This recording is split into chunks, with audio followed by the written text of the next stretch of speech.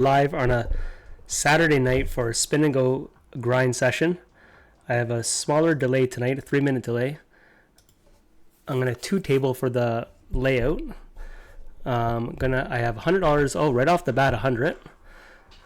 So let's see how we do tonight. We are playing for a 2x right off the bat.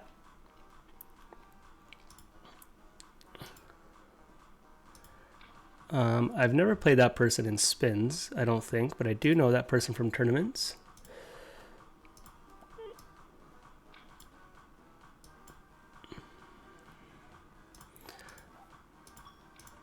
So a lot of people have been asking me for a spin and go session, a stream session. So I figured let's do this tonight, baby. We'll start just two tabling. Do I want to make my screen a little bigger? Sure.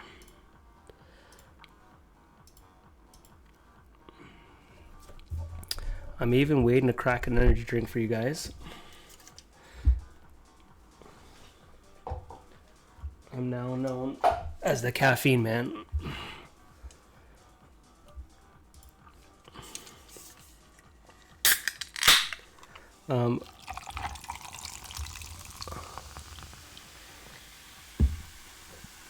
What I actually might do is, if hundreds are going to go off, I'd much rather play hundreds all night. Okay, so I got another $100 waiting.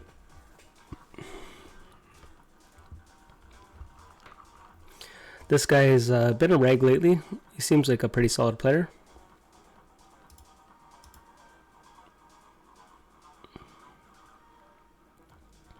And then this person I've been playing in tournaments here and there. Pretty sure watches the channel, always trying to say hi, so good luck to you if you are watching. We're coming off the nice big Thursday $500 win. That was a nice one to spike.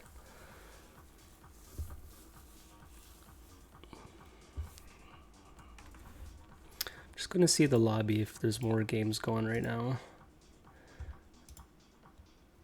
Oh, so there's a couple hundred. So we might be able to two table hundreds. If we can two table hundreds, this would be a fun little session. I did look at the tournament list right now. It's a smaller guarantees, but it's a pretty soft field. I think a lot of the regs are taking the night off, waiting for the Sunday grind. I thought about jumping in, turning this into like a normal stream, but I've been wanting to do a spin and go session for a while, and Saturday night might bring out a lot of fun players.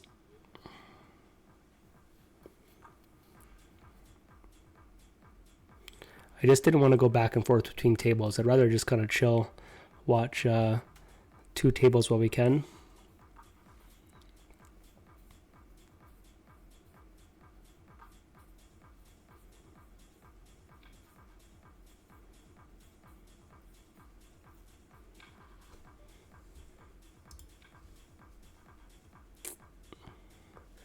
Okay, I'm going to put in the Discord that we're live.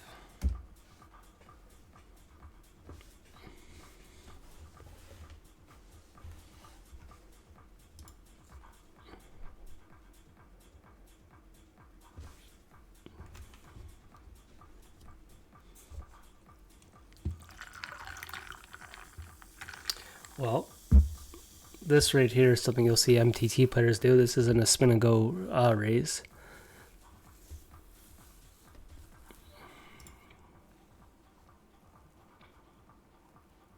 Jacks versus King 10. This guy saved us because I was going to jam my A6. So I'm okay with that.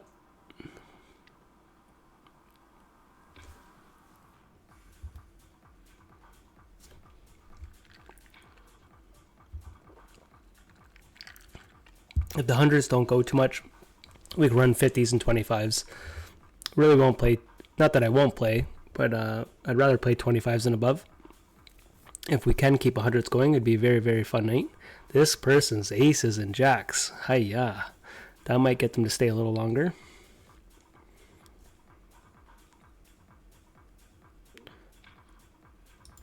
I have the music a little quieter. Hopefully you can hear it. I was going to put on reggae or something like that tonight, mix it up a little bit. Didn't know how it would sound if I don't know most of the songs, so.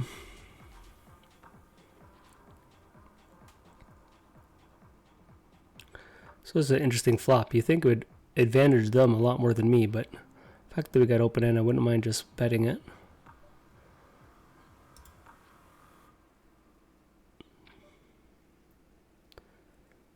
I feel like we can steal it, but I'll let it go.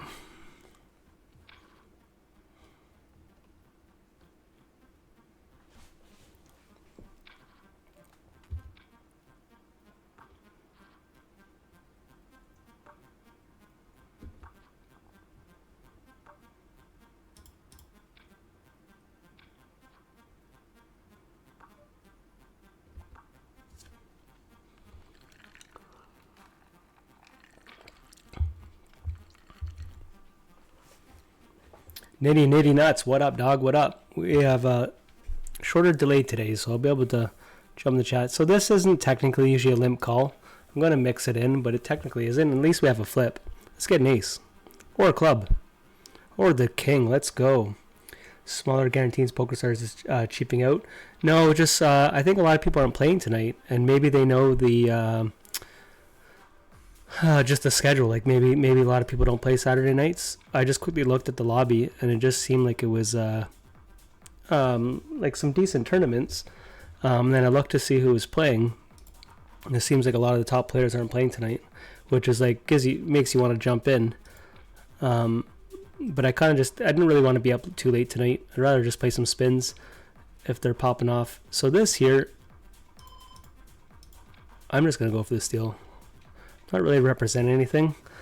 But if you didn't know, I play very, very exploitative, and often if we feel weakness, we try to go after those pots. But even, it's not just Stars. I just looked at GG. Like I only play on 2 sites right now. I play on GG and Stars Ontario, and I looked at both of them, and they both don't have like big players in them tonight, and they're just smaller guarantees, which like isn't a bad thing. It's definitely something you can still build up the bankroll. I was gonna play tournaments just to. There's a huge 100K day 2 tomorrow on GG. And I was going to try to add another stack. I want to add more chips to my stack, so you can keep combining your stacks. I got an email from PokerStars where they said there's a promo code, play it, to get random rewards to the store. Oh, I didn't get that. That's pretty cool. If I did get the email, I didn't read it, so I don't know what bets won here. If they're trying to induce 8-9. Yeah, I didn't get the email, I don't think. I do know they do different promotions for, I think, different play volume and different stakes for different people, different deposit codes. Because I've talked to a buddy where sometimes I get stuff where he doesn't get. I don't really know what it's all based on. I did see one promotion they put on Twitter today, something about for the next little bit they're going to have like, that was very interesting. Chop it up. That was very interesting jam there. They have some kind of like promotion where you get a daily free spin right now. If you go to their Twitter account, I follow PokerStars on Twitter. I actually find they're very they respond all the time on Twitter. If you message them on Twitter or comment and stuff, they're very interactive on there. People always message me and they say like, how do we get a hold of PokerStars? I've always found they're extremely fast on Twitter.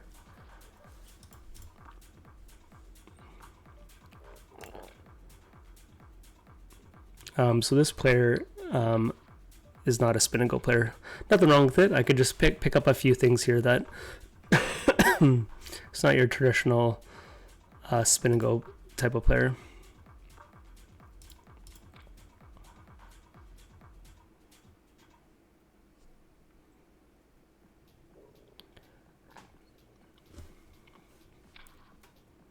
The fact that this other 100 hasn't gone off for a while, we might have to play more 50s than 100s, which is fine.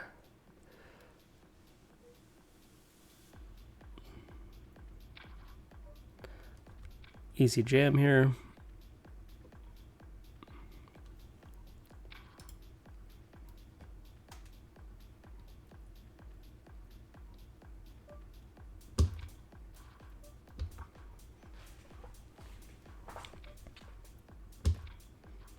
Yeah, I don't like. I gotta clean my keyboard. I mentioned it a lot last stream. That's a bad card. Gonna have to call it off here, but not thrilled. Yeah, ace queen.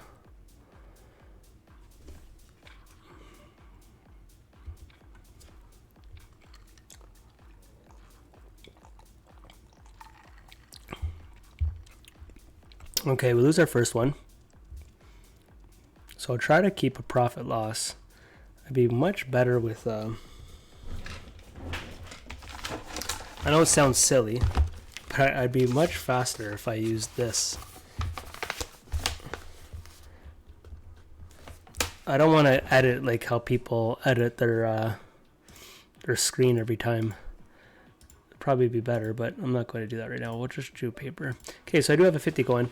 I do want to keep the hundreds going if possible, because I don't want to miss that. Soon I'll probably get 2 going, but we're down 100 so far.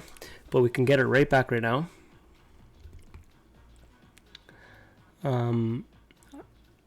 I bought quite a bit of stuff over the years from the PokerStars store. I find they have good quality stuff. I'm wearing their track pants actually right now. I got a track pants. I've had a couple of hoodies, a couple of hats. But now the more live events and stuff you go to, you get merch packages and stuff like that usually.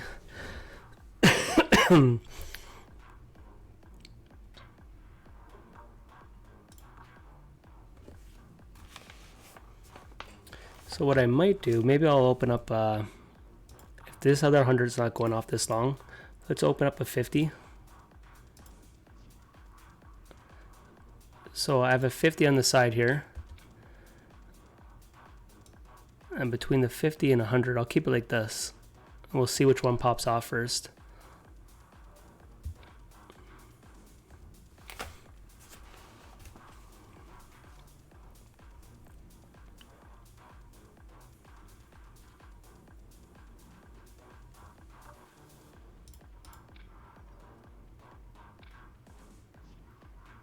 Well, that's a very nice turn card.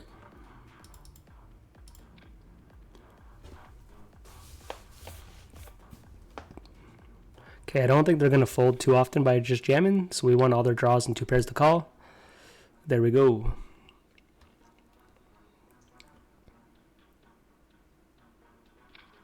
So now that that person's out, this other one's going to get going, because this guy's sitting at more tables. There we go. And it's 100, so I want to quickly get rid of that. Perfect. All right, so the $100 is on the right, table 2, table 1's on the left. Kicking ass, what up, dog? How you doing tonight? Are you on the grind? I saw the MTT schedule looks a little light tonight. Makes me want to beat up some of the fields when there's no a lot of the top regs aren't playing. But I've been wanting to do a spin-and-go stream for a while. And when I go full-time pro, I might do a couple nights just dedicated on a couple streams just dedicated on spins.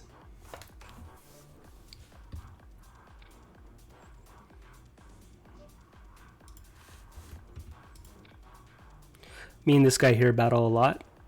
He's a very solid spin-and-go player. Plays 50s, mostly the 50s.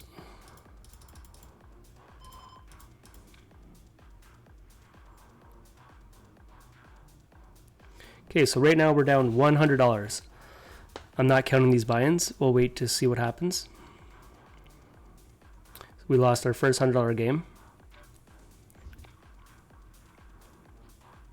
All right, so now we're even.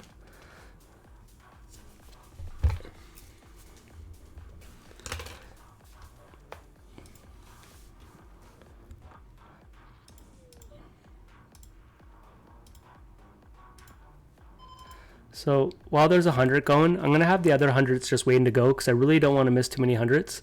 So if I wasn't streaming and having this layout, I would always have, I never play spin and goes without having $100 spins open, because if I ever get a chance to play it, it's very, very rare, unless I'm falling asleep and there's 2 to 3 people that I would want to be awake against. If it was just, as long as there's one new player and one of them, I'm okay. For the most part, so in Ontario, I'm happy to play $100 spin and goes almost all the time. But if I'm like literally falling asleep and stuff like that, then the odd times I'll shut it off. But I usually, if I'm playing spins, I always have $100 waiting to go, and the second one goes off, then I click another table. So if you're playing $100 spins, it's very hard if I'm playing spins that you're not going to play a spin against me, because I almost always have them open. And if I wasn't streaming, I'd have 50s open right now as well. So my goal is to play the high stakes spins, is what I'm more or less trying to say.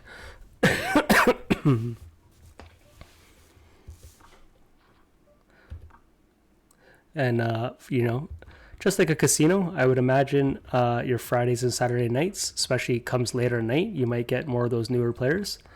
So one of those spots we could be ahead. I mean, we could be behind, but I'd rather get it in now if any draws want to call.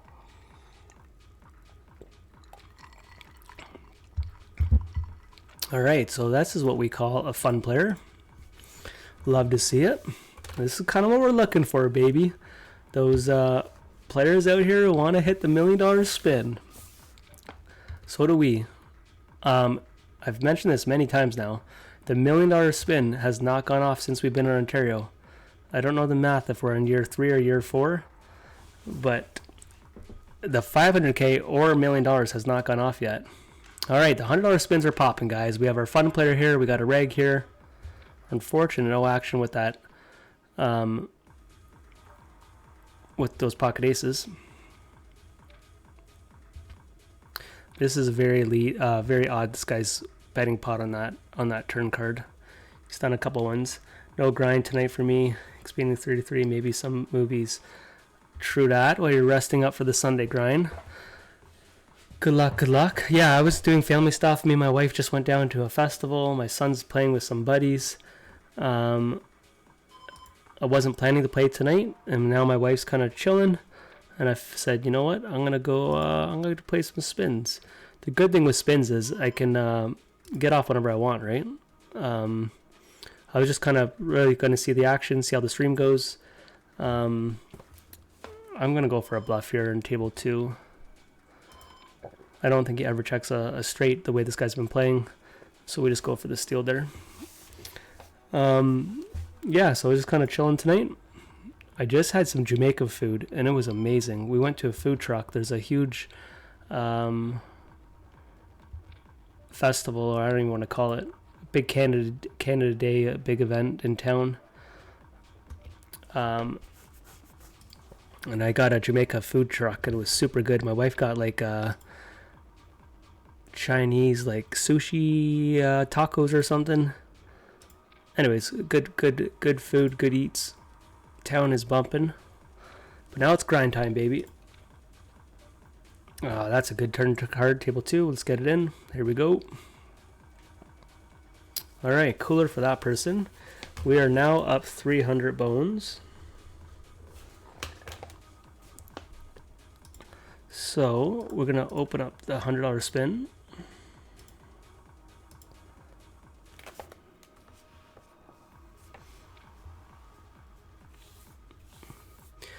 These black chests here, these are worth 250. I'm trying to unlock these chests. I have one saved, and I have to open it up on July 16th. They say they expire.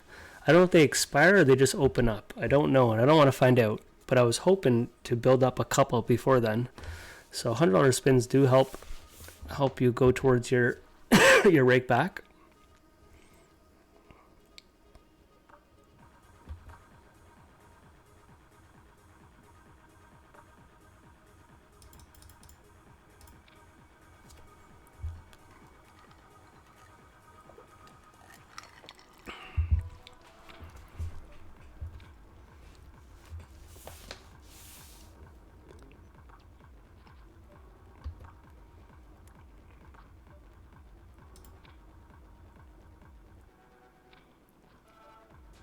We'll check call this here. Shouldn't it be betting his 9? And I don't know. I don't know if I believe this. Okay, so I literally, he's going to be playing a bit of spins. I'm happy we called there. I know we were beat, but you need a little bit of information here. That was a complete punt. That was not a value bet there with the queens. Can we win a flip to get back in it? We need a heart. We need a heart. We need a heart. We do not get that. So now we're down. We're up $200. It'd be way faster me doing it this way than trying to update a keyboard every time.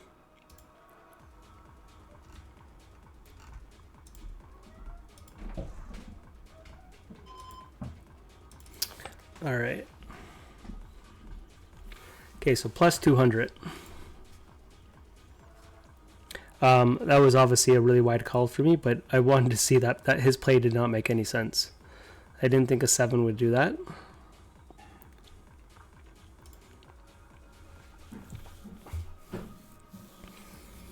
Yeah, I was debating of doing a study session or spin-and-goes, but I really wasn't in the mindset to study. I just kind of want to chill, play spins, and to be honest, 2 tabling or 1 table spin-and-goes is pretty relaxing. Obviously, unless we hit some massive spin, then excitement can happen quick, but just playing these is pretty chill. Okay, we'll get it all in here. I would imagine this would be actually leaning on very strong spin-and-goes. You don't see too many small 3-bets, so that's good to know.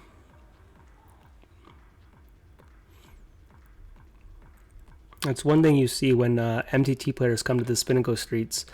They take traditional lines that you see in MTTs, but they don't. It's not usually regs, like spin-and-go regs don't usually take the same lines. I'm not saying it's like bad. It's just like they kind of stand out.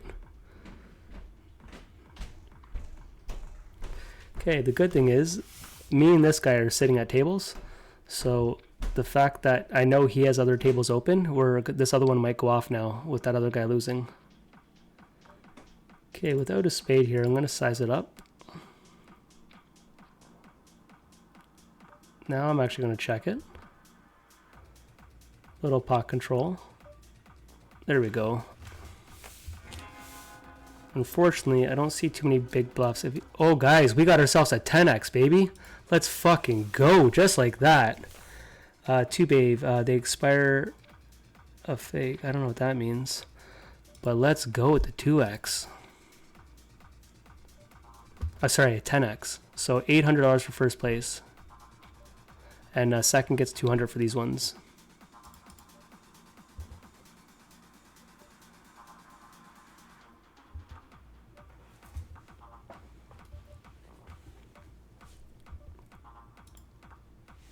You might go all in here. Am I calling him with king high? Let's go. That's a big pot, baby.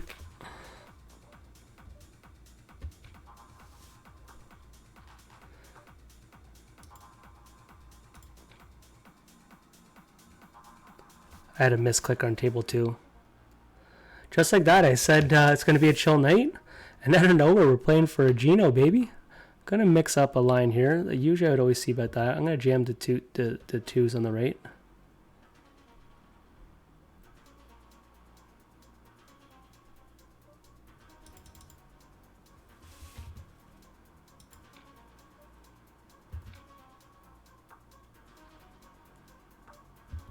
Okay, I'm going to check back a lot of turns, a lot of rivers here.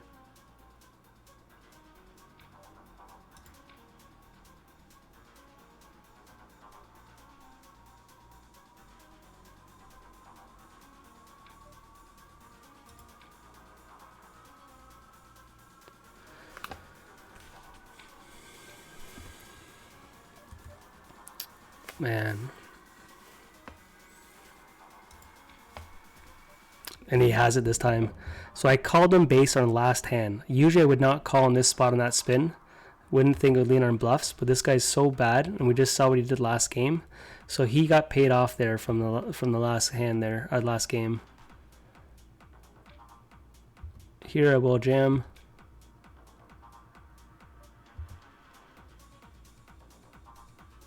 Sucks losing to the non-go players and big spins, but it is what it is.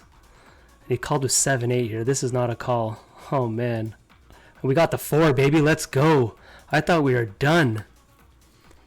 Yo, Dusty, if you study, I'd be curious. Earn me. Sorry, let me read that in a sec. I'd be curious. Earn your me hand when you folded a low pair off 9BB near the end. I don't know if I remember that one. If it was last stream, I definitely had some hands I wanted to go back and study. I actually tried saving, you know, the HUD, how you can go up here and you can save review hands.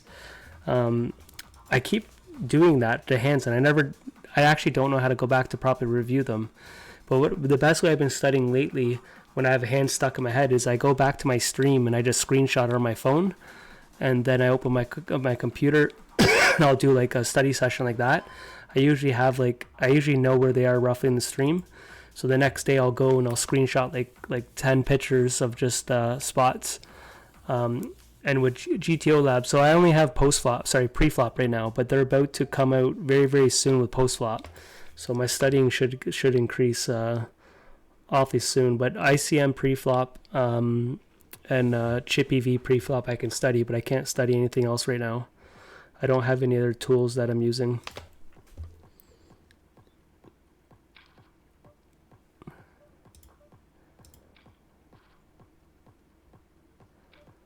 Okay, we got ourselves a big spin here. I gotta lock in here. What do we got cooking? It's very rare you get a 10x. I literally think, and I could be wrong, but I think your odds is like what? It's not that it's $1,000 spin, but I think it's one out of like 1,000 games you get a 10x.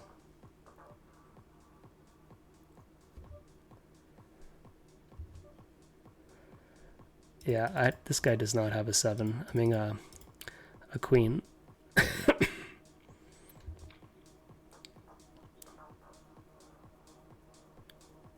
He wouldn't have checked his ace on the turn.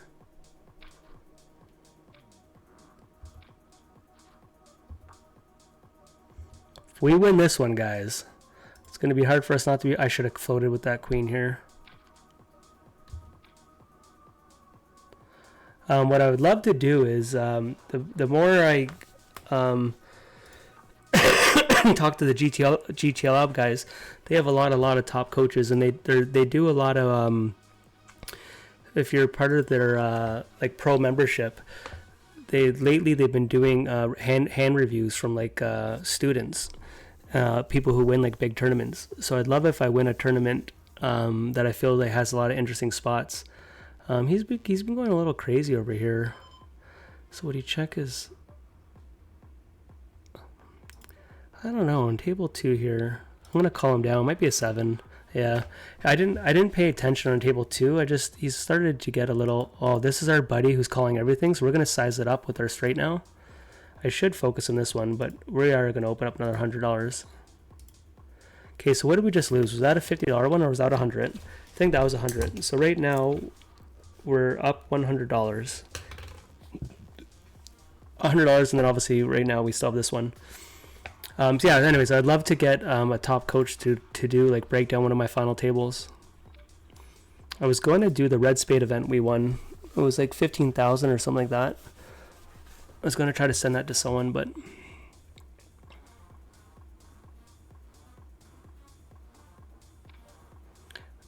I don't know if there's a point in raising here. Like, we're pretty happy with anything. Want to keep his bluffs in if he has any. He's probably going all in here. Could be a cooler. Well, now we go all in because we have draws that missed.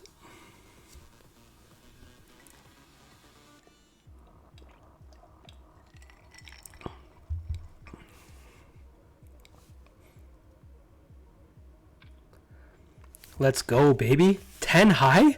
10 high? What are you putting me on, homie? What just happened? That was wild. Main event hand on the summer stacks. I think you folded 449 BB. I might have just did a horrible play, to be honest, man. Unless it was ICM. If it wasn't ICM, I'll have to think. If you can screenshot and put in the Discord, you could DM me if you want, if you know the hand.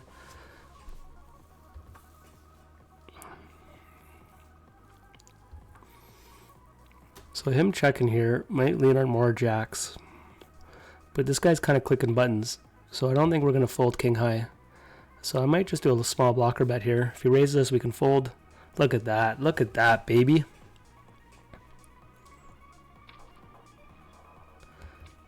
Let's see what he called with. Queen high, maybe? Queen high, yep.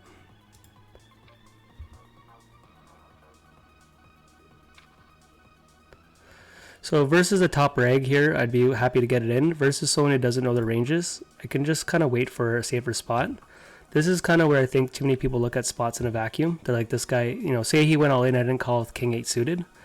Like if someone just clicked on and they're like looking at ranges, they think you're a bad player. But sometimes what I've always found I've done very well at is adjusting to the player's strength.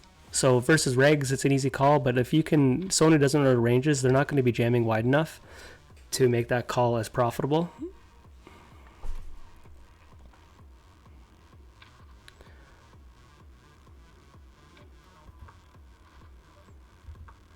I could be totally wrong by this statement, but what I've done in Ontario, and I think honestly in MTTs a bit, I think a lot of the top regs versus top regs, they're better than me playing each other. They're better, more fundamental sound. I've always thought my edge is I get more out of the weaker players. So even when I only played spin-and-goes, I knew a couple of the top regs and definitely had problems with them, but I always felt like I was winning more off the worst players. There's just ways more to, I've just done good at exposing the weaker players.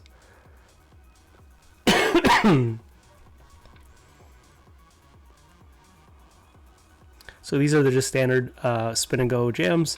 Obviously they can wake up with the hand, so this is you can't fold this one though, even against a non-top reg, and a guy like this isn't going to have enough limp traps here, especially in a big spin. They're going to tighten up a lot. So there I would usually jam it, but this is one of those spots I'm talking about. If he calls us now, that's okay. Nice. Big hold here, guys. Big hold, big hold, big hold. Let's go, baby. All right, so that will be 800. And we were up 100, so we're up 900, guys. You'll love to see it. I'm going to take a picture of that one. Just for the old Discord, baby. They don't happen too often here, especially at the 100. So I'm going to open up a 50. Well, wait a second here. Yeah, the hand you're talking about, I just keep calling you Kicking Ass because I can't pronounce the other name. I honestly don't know the hand. But if it was that close, I honestly could have made a complete bad play. 9 BBs, I folded 4s.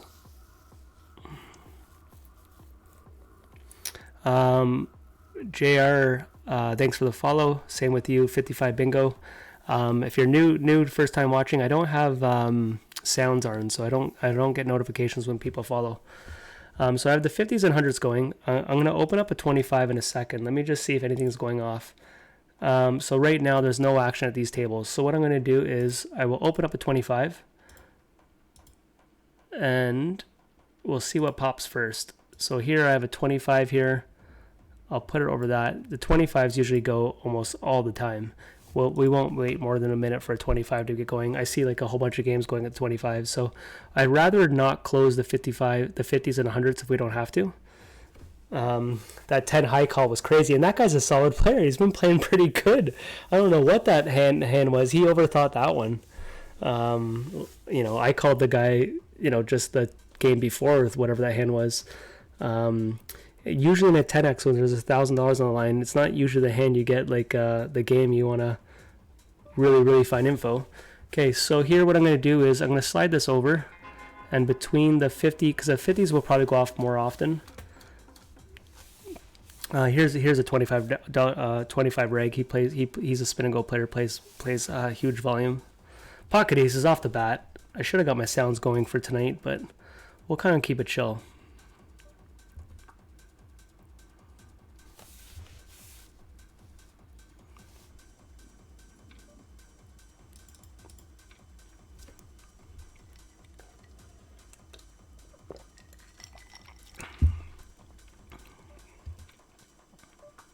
All right, so now bear with me. Not that I want to miss $100, but there we go.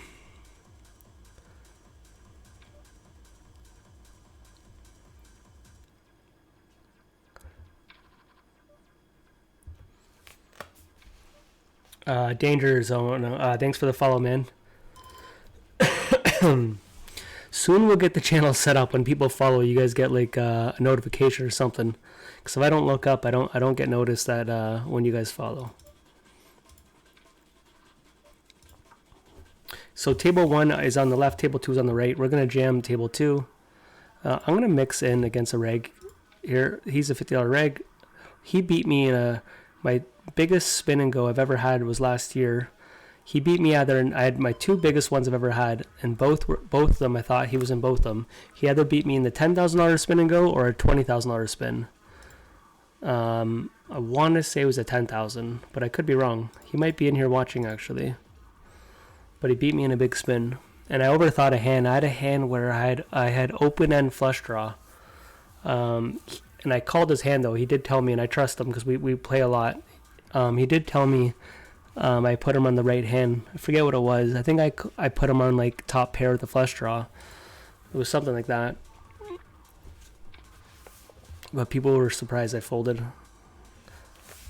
I kind of did the meta of like a really big spin, how someone would adjust in the spin. I didn't play my hand. I more so played the spot. So this is a strange lead out on this board because it would usually advantage him. But we're gonna check it.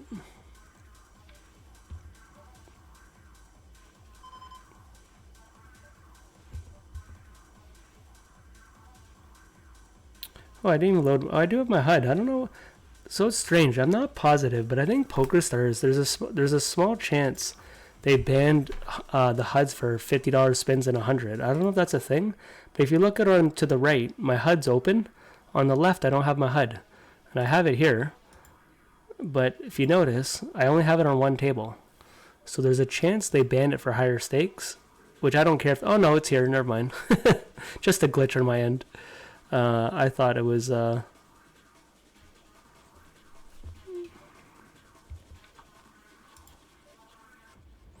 Well, that's a good flop on table 2.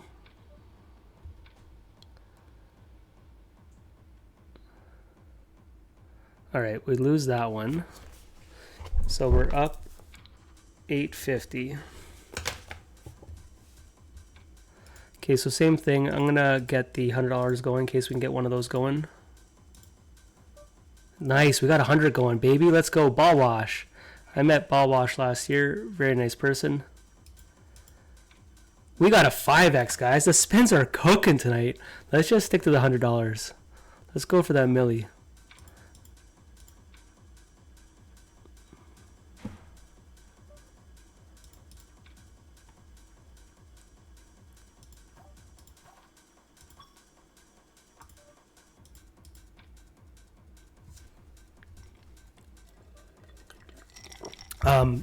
I don't know if you guys go to Harvey's ever. I don't go often, but I went there last night. You can get Red Bull as a frozen drink. It was not frozen, but like almost like a slushie. They have different flavors. I got like a blueberry something. This thing is unreal. I usually only drink sugar-free energy drinks. This one here sugar-free. So I imagine the frozen one is not sugar-free. But can I tell you, for mixing up a drink, it was a nice little mix-up for a hot night. Okay, pocket 5s versus king 10. Can we win a flip? We need to get a 5. We do not get a 5. It's okay. If we can miss our flips in the 25 but win them the 500, I'm down for that.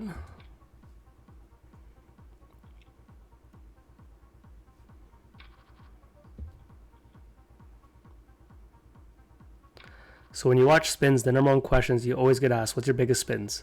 So I already told you, I lost at 20,000 and 10,000 last year, but I have won a couple of $5,000 spins. I've won one 5,000 on GG and a couple on PokerStars.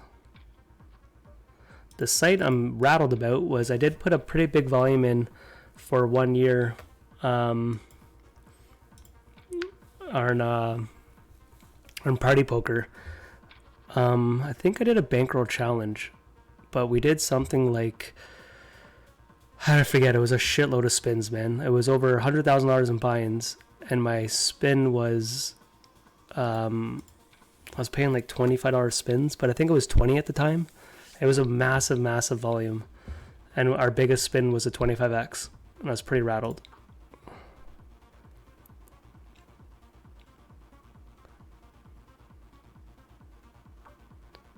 Okay, usually I'd bet bigger here, but I don't think ball wash has too much. So if we can get a jack to somehow call us. Against certain players in that spot, I would have even done an overbet jam. Against ball wash, I decided not to. So very heavy player dependent on my bet sizes. It's a good thing if you know the players, right? Same with MTTs, right? You make your adjustments. Usually I would continue this card with that card, but I'm going to kind of pot control it. I'd imagine he's going to stab out here. He's not going to really fold. That two is not really going to get any folds.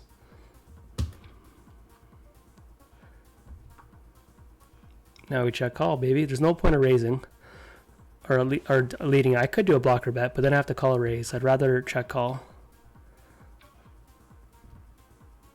If he has any bluffs here, just still fire it off, right?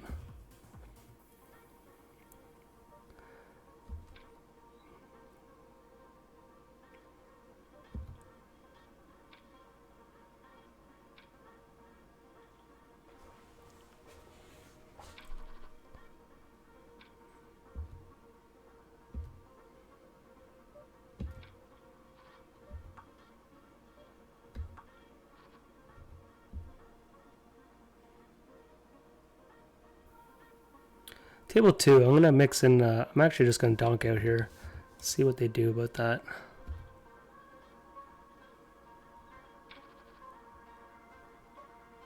So I'm going to do a limp. If he raises, we'll jam it. Table 1 on the left.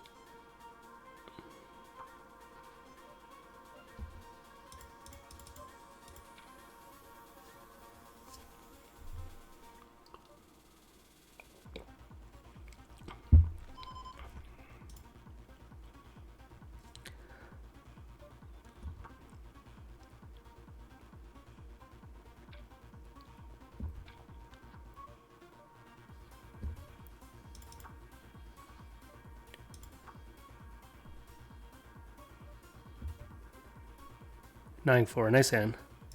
I thought if he had a 4, he'd bet a little bigger on the turn. This is the guy that called with 10 high, so. I've been playing him though. He's usually pretty solid. We all make bad plays. Who knows what he was thinking in that hand? It might have even been a misclick. Who knows?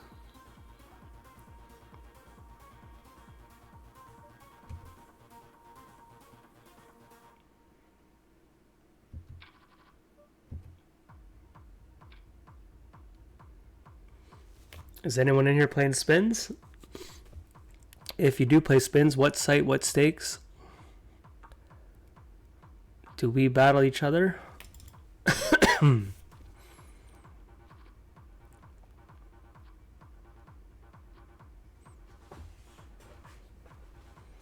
played a little bit of spins or an 88 poker last year, but it was a very small sample.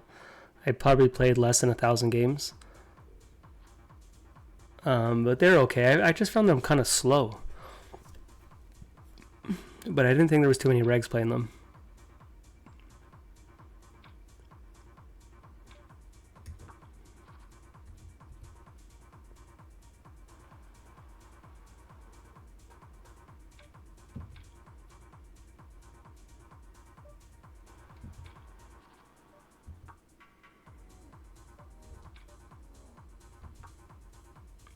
Well, that's an unfortunate table over there.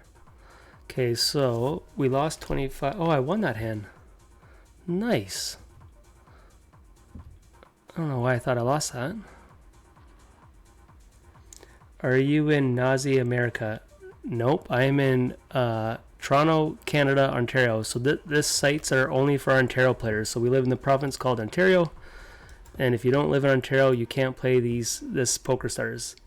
It's called like a gated community, or I don't even know what you want to call it. But a couple years ago, maybe 3 or 4 years ago, the Ontario government changed the law where we're only allowed to play people who live in Ontario. There's some other sites that you could play, but I only play on PokerStars and GG Poker as of right now, and they're both Ontario sites. pocket fours versus queen 5 on table 2. We got a 4. He's got open end, and he gets there.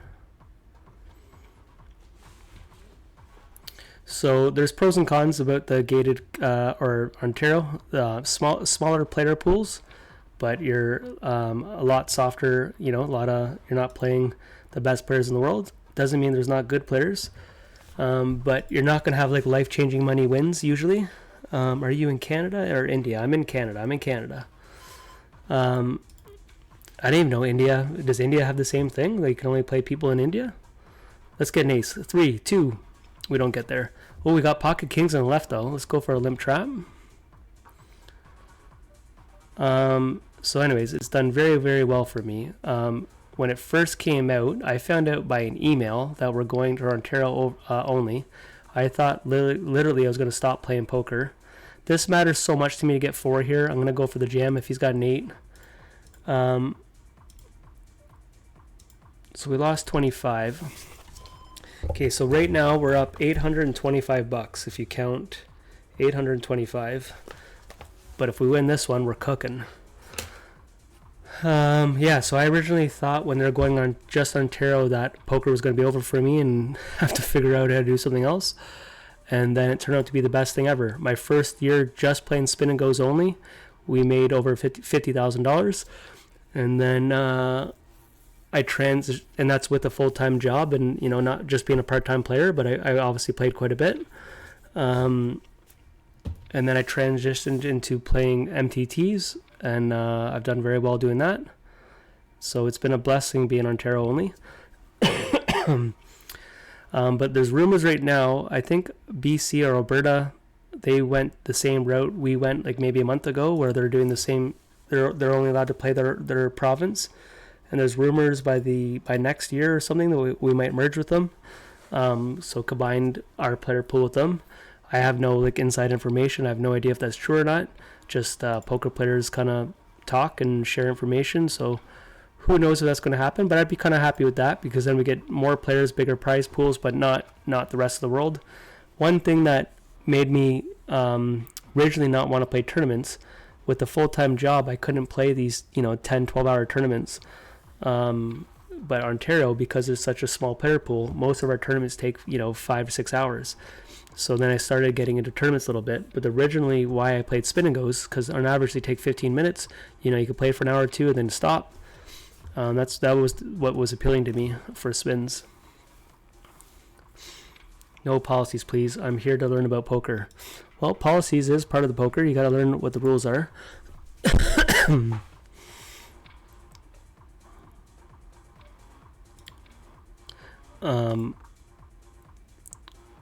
Makes sense if India has the same thing. That's the thing. Like, I really don't know much about the poker economy. I don't know what countries, what states. I don't know much about it. I just know what I can do. And I hardly even know what I can do. I have to ask questions all the time. People like promote stuff and I have no idea if I qualify. Not the best river. Believe it or not, I feel like we're crushed here, hurt leading out here, like I really do, but I'm not going to fold, especially with the blocker, but I do not like this at all. Yeah, did not like it. Should have went with my gut. Okay, if we lose this one, which we have to come back, got a very nice hand to come back. I like ball wash. Can we make the comeback, baby? Chip in a chair. Block the clubs. Nice. We have a small chance here. Ontario spins. Didn't merge. We did not. We're just in Ontario. I'm playing. This is PokerStars Ontario. Open end. Can we get there? We got there, baby. So we still have a chance. So I could show you guys the client in a second. But this is PokerStars Ontario. Meaning, if you don't live in the province of Ontario, which is, everyone knows Toronto, the big CN Tower. If you don't live somewhat near that, you cannot play. I actually want to get max value here. Look at this. Please call. I don't think she's going to call, to be honest. Nice. We're making a comeback, baby. We're down to less than a big blind.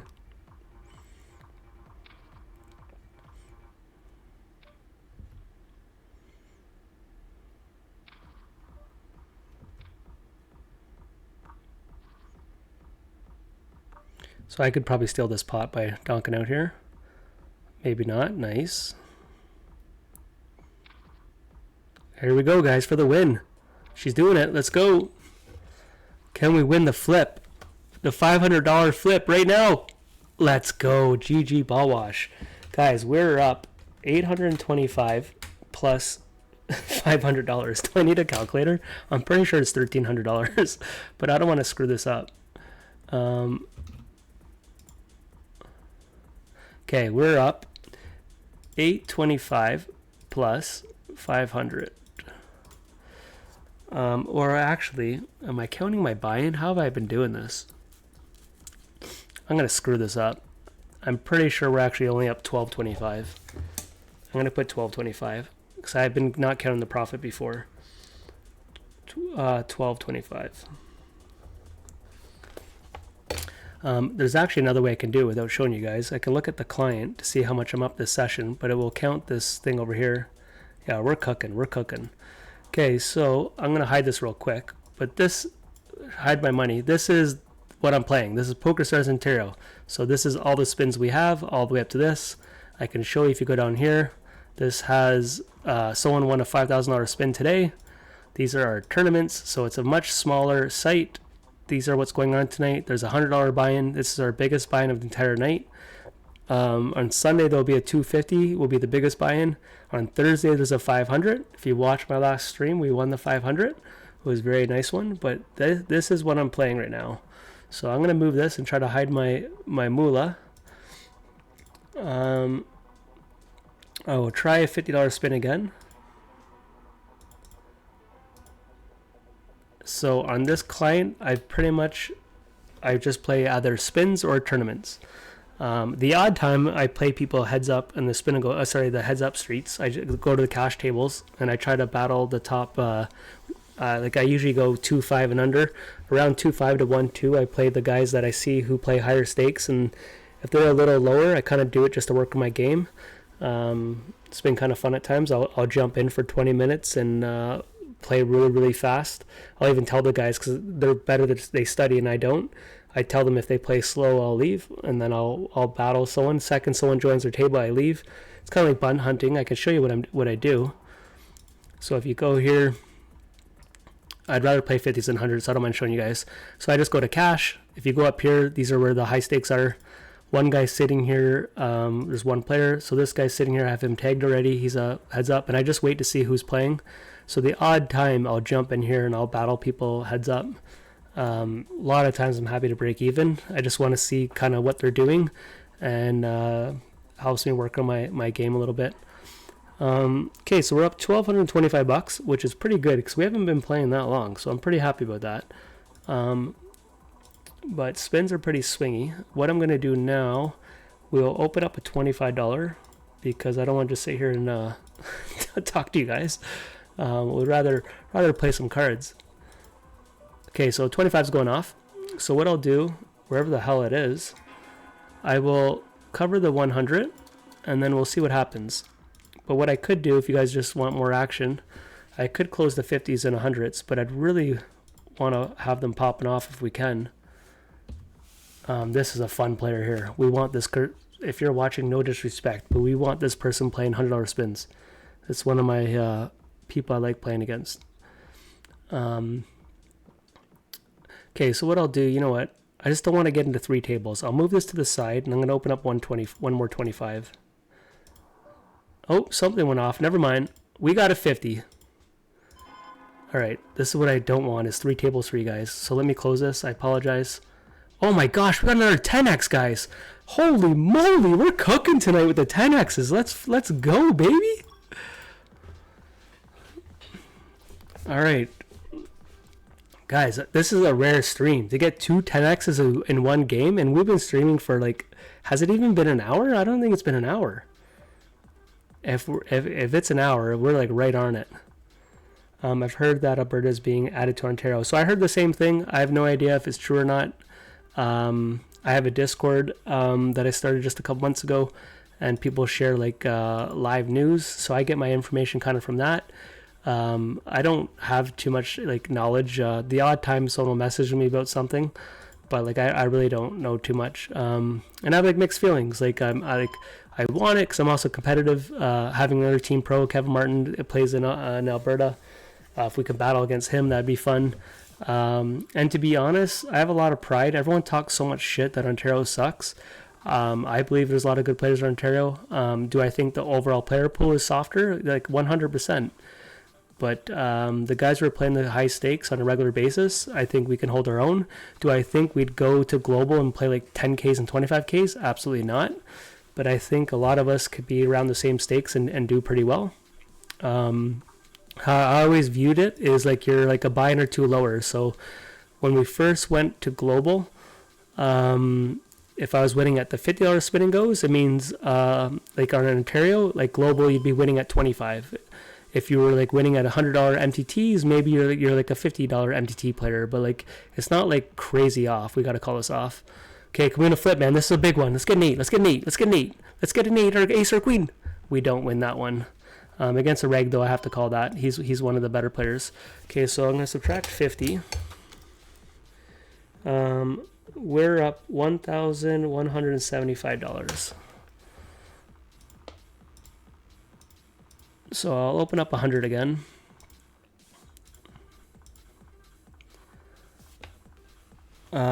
Yeah, so I'd be pretty pumped if we merged to Ontario. I mean, with Alberta. And it's more so, I would love for us to keep our flags. Like, I just want to compete against them. I really think, man, there's some really good players in Ontario that would represent. Like, I'm sure Alberta's got crushers. Everywhere does. I'm pretty sure, New Jersey plays against New Jersey only. I think they just merged with all the states, which is a good sign. Like, I think Michigan, New Jersey, maybe Nevada or Pennsylvania, I'm pretty sure all the states merged together. So they were all individual, and I think 3 or 4 states merged, but I'm not positive. I'm not the best at knowing all that kind of stuff. Nice. We went all in on the table 2. Never makes sense that they didn't. And to be honest, I don't know enough about like what makes the decision. Is it all government? Like, I don't know who makes the decision. I assume it's government, and I'd imagine, I really don't know much about it. I know the poker sites have been wanting to get back into the States forever. They do whatever they can. They try, buying what they can to win over the rights to be. If we ever had California back in the global, like, poker would be back in a massive boom, right?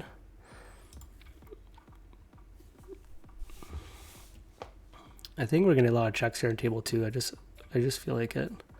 I don't know. I feel like I can steal this one. This is a little ballsy, but I feel like we can steal it.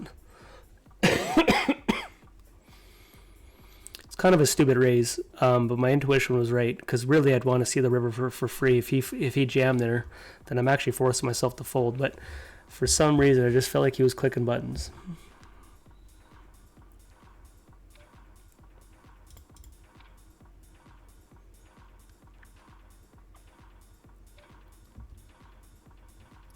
Kind of like we are. But I let...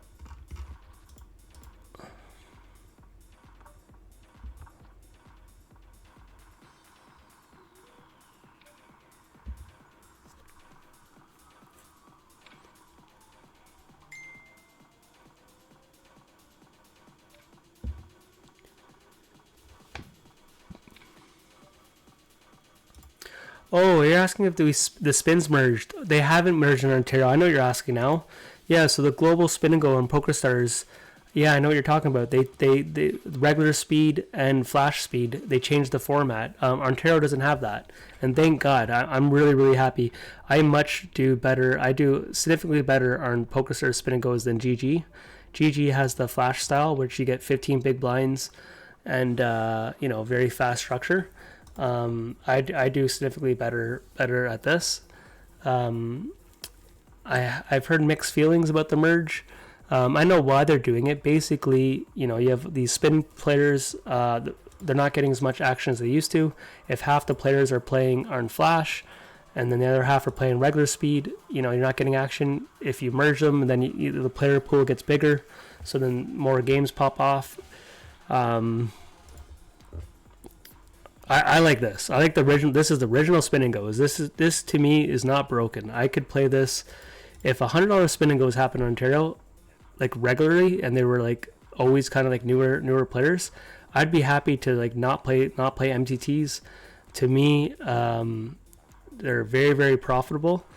You don't got to be up for, you know, stupid amount of hours. Like for MTTs, like your final tables are like 1-2 o'clock. I'm always falling asleep at final tables where all the money is. And it sucks when you get a 5-minute break, right? Spin and goes are perfect. I know if like my phone blew up right now and I had to go do something, whatever, you finish your last game, you could disappear for a half hour and come back, grind again. Tournaments is like a true grind. You are stuck to your chair. Spins is like a pretty convenient thing, right? If you only have a half hour, get a couple games in and then you're done. I truly like them a lot. And you know, your goal to play poker, you want to play, this is very unique. Going to be some sixes, and we don't have a good kicker, but I am going to call. But pocket aces. Okay, I'm going to subtract that. So we're up $1,150. I'm going to open up a 50 now. Your goal, though, is obviously to play, if you can, you want to play worse players, right?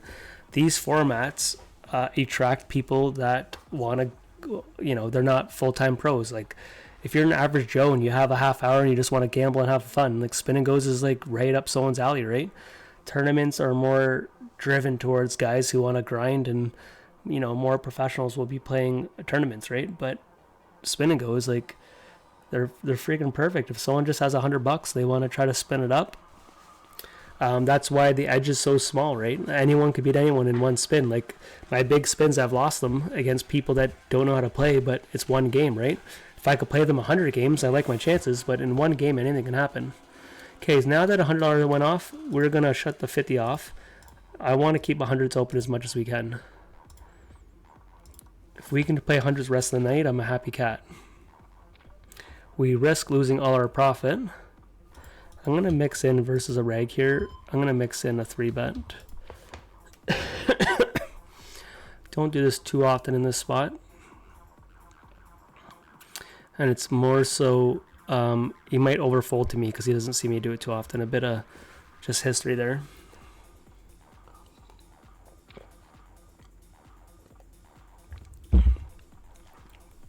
So if you're a tournament player like MTTs, as mentioned, like the small 3-bets you don't see too often in spin and goes. It's more so jam or folds, right? So here we're going to turn this into a semi-bluff. We're going to be betting big. I'm actually going to bet over pot. And if he wants to get it in, we'll get it in. Now, I don't need a bet. I can just check it now. If he goes all in, it does suck. We are blocking the straight though, but I just don't see how many bluffs we have to call. Nice. I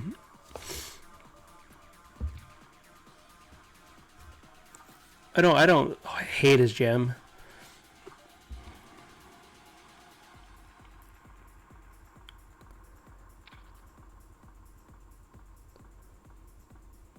The one thing that stands out, I even played some spins against some top MTT players the other night. If you study spin and goes, you don't do like 2.1, 2.2, 2.5 bet sizing pre. It's all min raises. If you somehow deep stack like both 30 big blinds, you might see someone mix up. I'm going to wait for Ball Wash to get back here. We'll see if she can get back. Oh, she's back. It's all just standard min raises is the like the GTO approved bet size for spin and goes.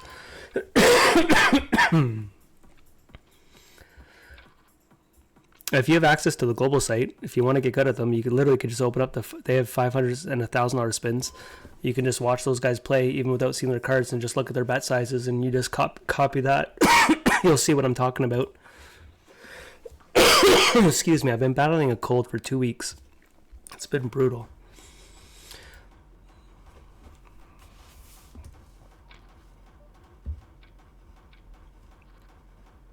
Okay, I'm actually going to size this up here.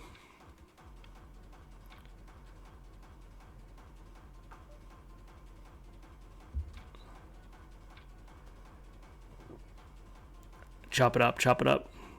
Unfortunate river, but it's all right. Making bank. Well, MV, what are you doing, dog? How's my brother from another mother doing? Anyone in the chat, just to let you know, me and MV have been friends for over 20 years. He's my best friend. He's a good cat. We're making bank tonight, buddy. We got very fortunate. We won $1,000 spin and go, which was $800 profit. Actually, it would be $700 profit. We got $800 from it. I don't know. We went and messed up our total here. I have on a paper here, we're up $1,150, give or take. If we win this one, add more to the bank.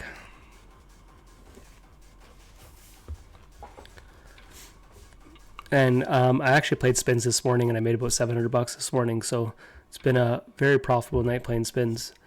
This morning, I was playing 25s and 50s.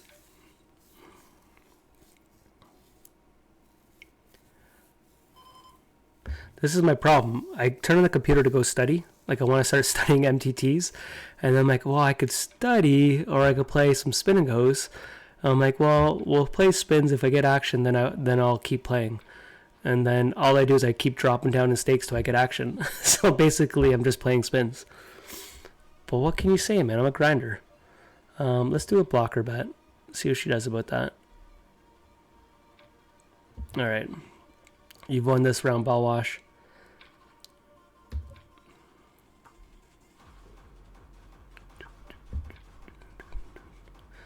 I don't think ball wash will check raises too often on that type of board. So some of the lines you're seeing, which I know some of you guys watch to learn, it's very hard to explain. I do a lot of things that you probably shouldn't do in a lot of spots, but I do it based on the players I'm playing and the history we have. So I take a lot of lines that aren't really approved, like if you were getting coached. Like I'm definitely not trying to be balanced. I'm trying to be almost the opposite of being balanced against a player that like, no disrespect. Anyways, I'm trying to play the player, not so much the spot or the hand. Again, certain players then have to be a lot more balanced.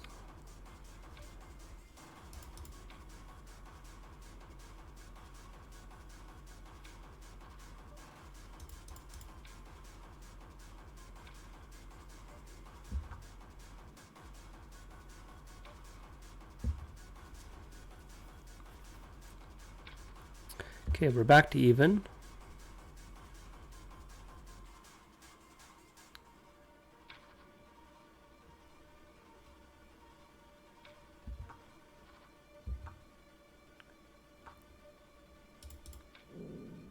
Very good board for my range, not so much my hand, but I'd be happier to call if I was like the Jack of Hearts instead of the Jack of Diamonds.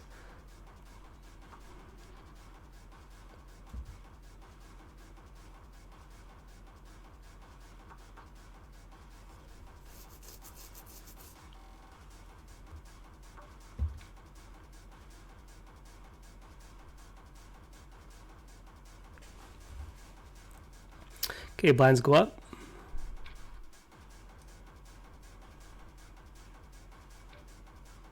When I first started watching spins, there was a poker stable called Smart Spins, and they had a European guy, do videos, and I fell in love. I don't know what his name was, but he was like a high stakes heads up player, and then he started playing spins, and he was so good. I used to love watching him. I don't even remember his name, but yeah, that float makes sense.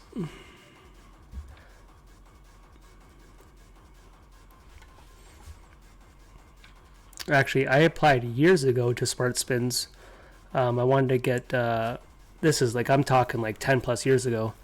I wanted to be part of their stable, and they didn't. I wasn't putting enough volume. They didn't like. I didn't pass their qualification.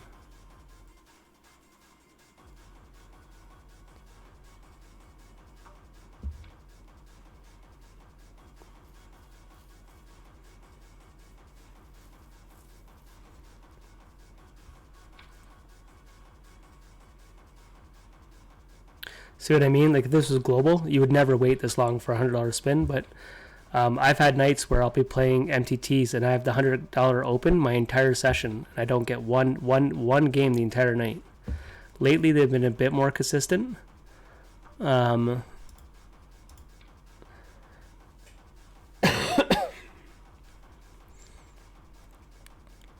So there, you know, my play doesn't really make sense, but this is just player history.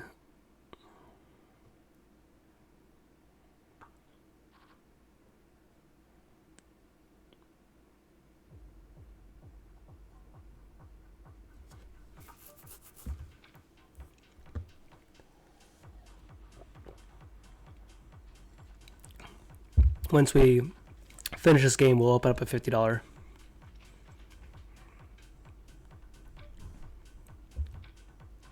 So going 3x is definitely alarming, but I would imagine we might see some big bets now. This is going to be more pocket pair heavy.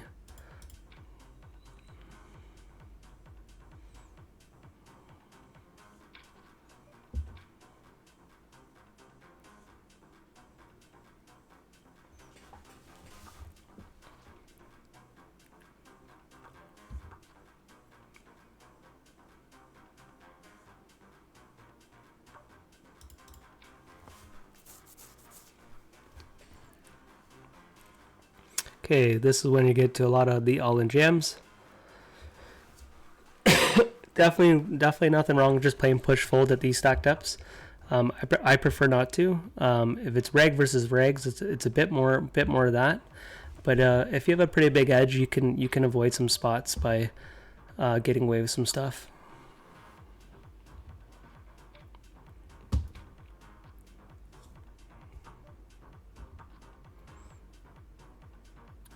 Okay, I don't think she checks an 8 ever, so we're just going to go for it. I want her to try to get off a 7 somehow if I'm out kicked here, but I just think be more freaking out about.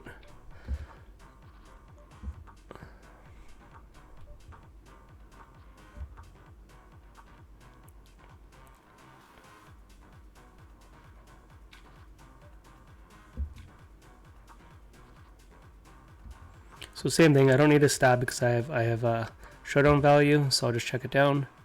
Pause in the 7, could be a 7. I'll call here, but I'm not too thrilled, but we did get it. I think having the 8 there, I gotta call this off. Runner, nope.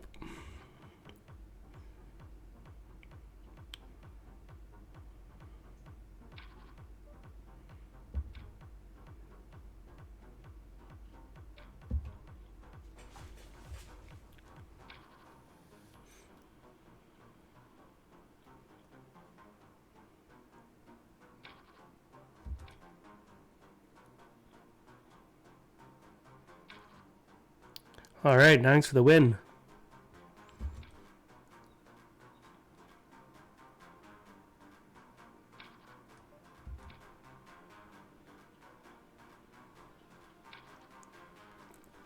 Queen 8, we got a call here.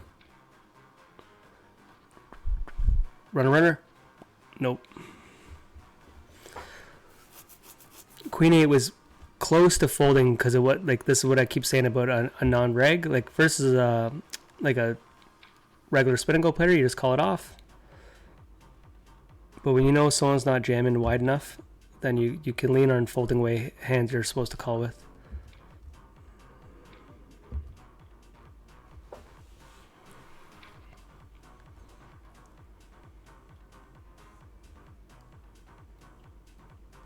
Okay, the blinds are deep. Rare for spins to get this deep. Does definitely happen though.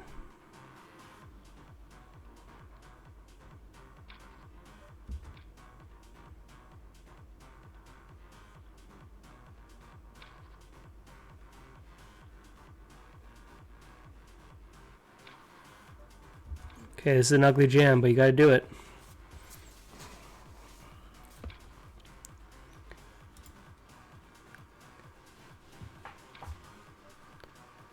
See if we can get away with the limp.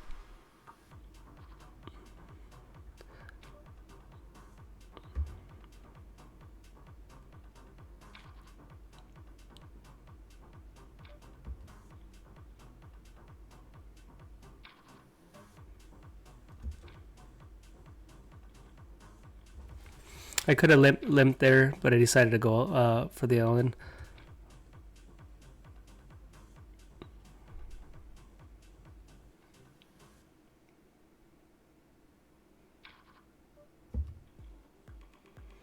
This is a grind, guys. This one's dragging hard. This is wild.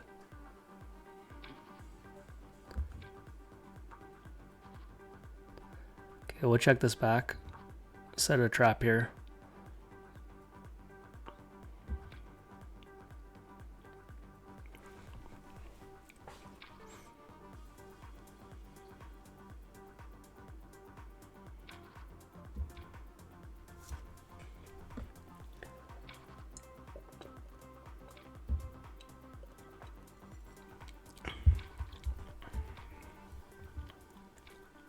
All right, guys, king 3.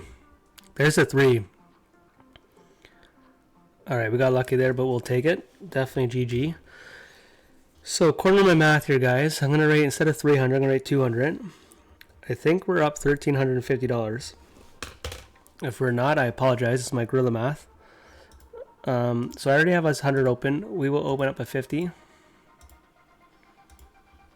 Okay, the 50 got going. And 100, baby. Let's go. So this is what bugs me. Now I don't have 100 open waiting. All right, guys. We're cooking now.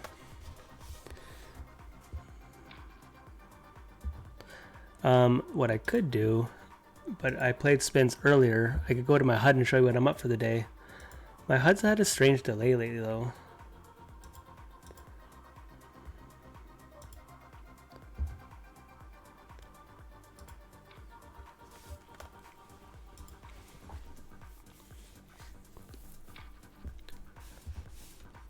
Okay, so table 2 is on the right. That's the $150 on the left.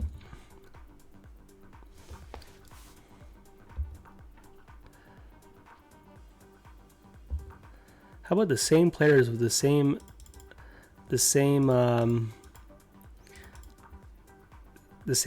the exact same seats?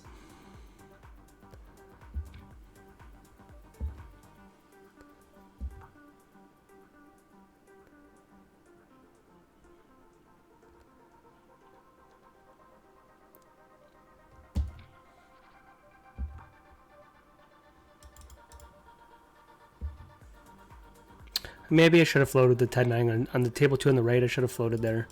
I shouldn't have folded.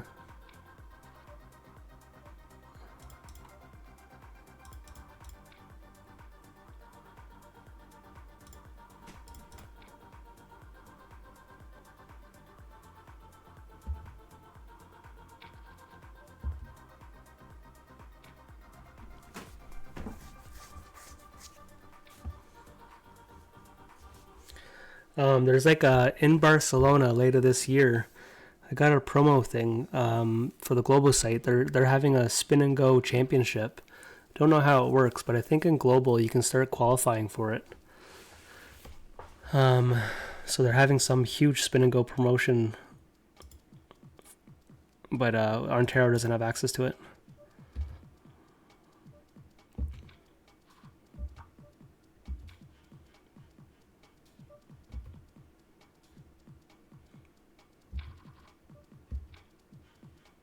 We'll call off the big blind here.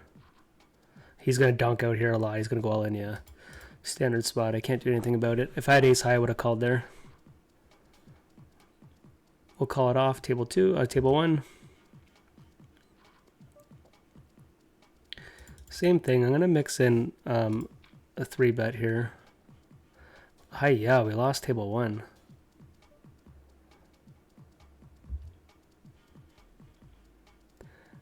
Got a big 0 from my free spin. Oh, so you already have it? I didn't get a free spin. Maybe I don't know where to look. I did see it on Twitter today that I didn't know if it was starting tomorrow, but I did see you get a daily. I think you get it every single day, and I think it goes to August. I don't know where you get it. I don't know. It's probably under challenges.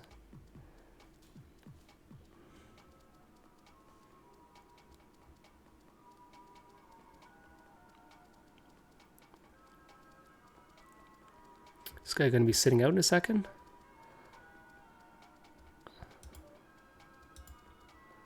All right.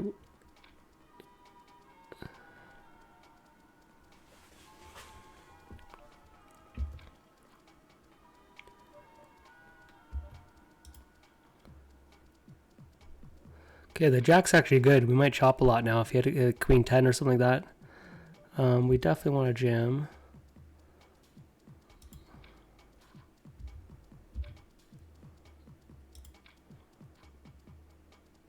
Ten should get a lot of checks now.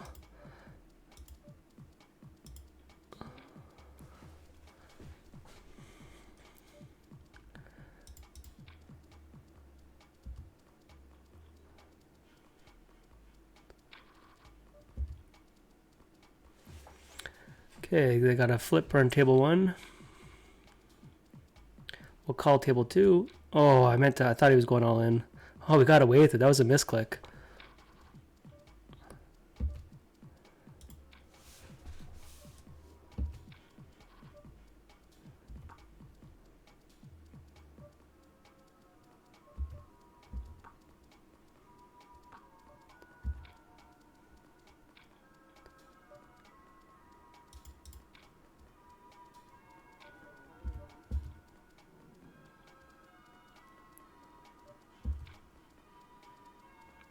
You can definitely jam this. It's not a horrible jam. 9-7 here, 10 big blinds.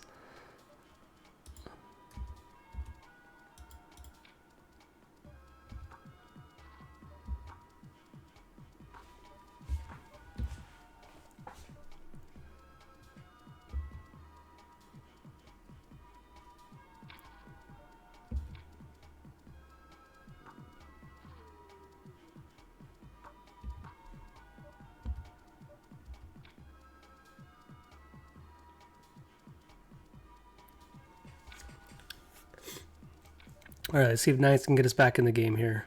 Nope.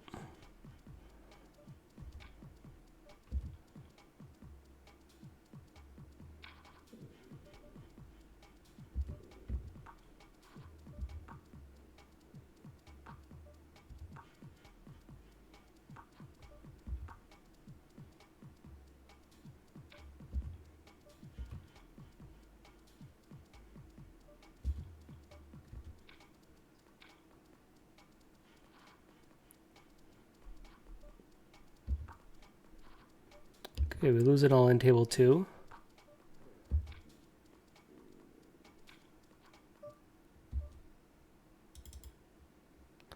Nice call, nice call. I blocked the inside there, and I thought I had more 10s for him blocking, checking that flop.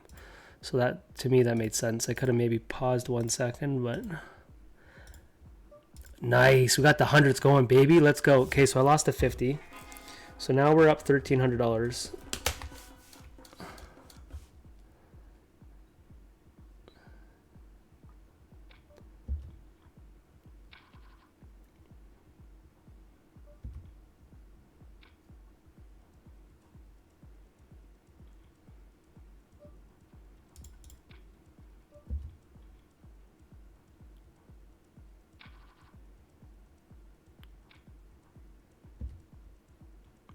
If you guys also want to watch spins, Nick from PokerStars, Nick Walsh, I think his name is, he does like Spin and Go Wednesdays YouTube channel. I used to watch his channel a lot. He's got like a Spin and Go. I think he made like either a course or a program or a training tool or something.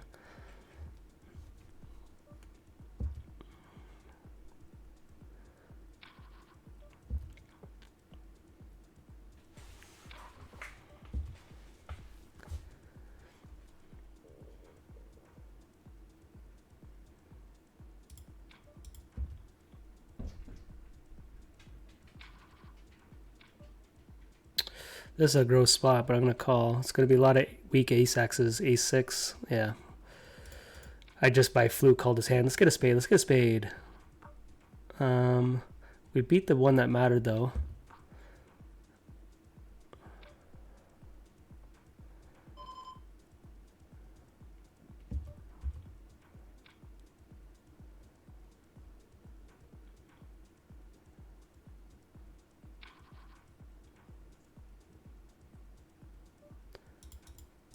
So we want an 8 to call us. If we can somehow get an 8 to call us. His 9s... There we go. Show us an 8. Show us an 8. 8 queen. Watch this. 8 queen. He called this with a king high. Even better.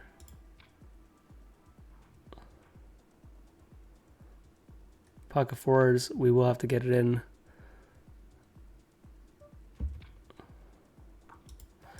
This guy's been tanking a few times tonight. Let's give him a coffee.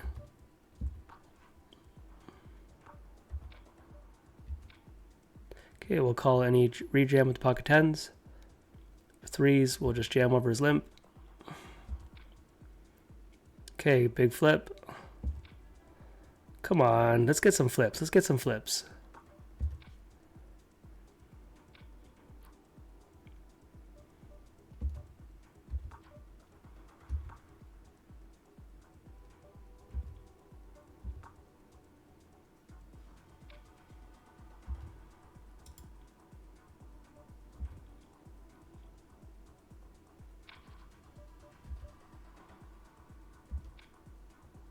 So we still have quite a bit of fold equity. Okay, that's a huge hand on table 2. Let's close that off. Come on, close it off. Let's go. Okay, so I believe we're up 1,500 because it's 13 plus 2. So guys, we're having a pretty good session here.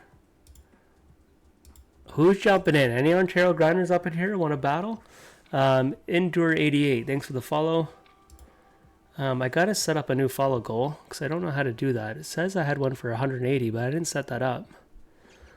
But I do appreciate all the follows. Jackpot, I missed you. Flippa, Menta. And if you're new to the channel, I mention this every single stream because it's reality. My reading is not the best. So if I mess up your name, it is nothing personal.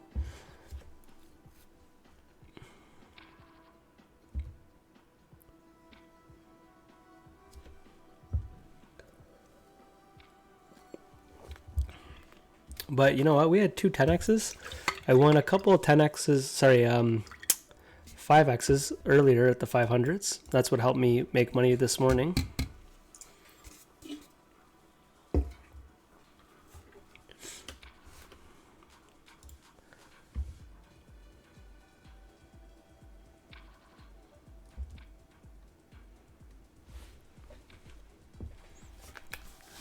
All right, we need a diamond, baby. Oh, we'll take the ace. Hidden back. What up, dog? How you doing tonight? We're actually gonna jam here. I wouldn't jam this all the time, but against an unknown player in the big blind, I'm gonna lean on jamming it a bit. How you doing, man? Welcome to the stream. Believe it or not, I'm gonna fold this. I kind of like our spot right here. I'm flipping against any 2 there, more or less. I'd rather have more combos beat for pocket pairs. Like if we had pocket 4s, pocket 5s, then at least we have some pocket pairs we're ahead of. It's definitely probably not horrible to call there, but against these 2 players with our chip lead, I'd rather just kind of wait for a better spot.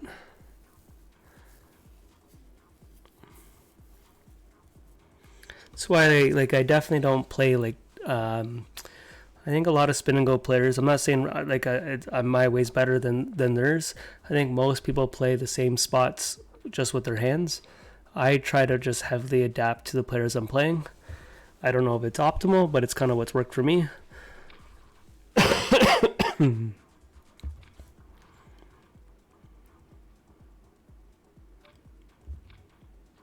So I think we're getting a lot of checks here and I can steal it. That's what I would imagine.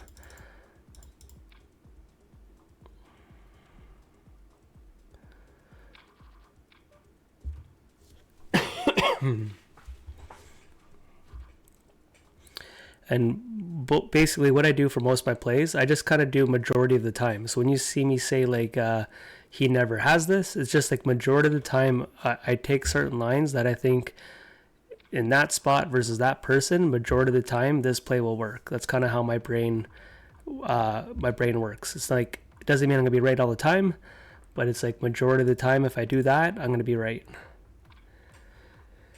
Good luck there. Can't wait to see the real Dusty, how bad I get owned. Yo, get up in here. So this is very close. Against a non-reg, I'm going to fold it.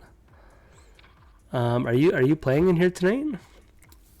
I think I see your name in the. I think I know who you are in the spin. I'm starting the MTT streets. Don't you play the? I think I don't. You use. I'm very good at faces. I think you use the Billy Madison shooter. Don't you use shooter in your MTT face? I think you have the same picture as I fold you show. If that's who you are.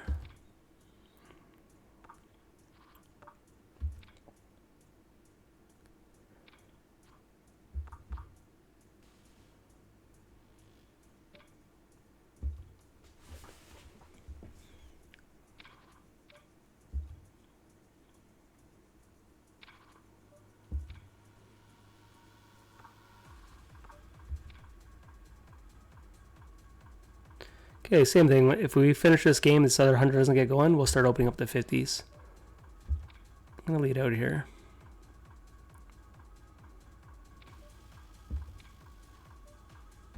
All right, guys, we're cooking. Let's do this. All right, we are up. Oh, and another 100 just like that. Okay, guys, we're up another 200, so we're up $1,700. $1,700.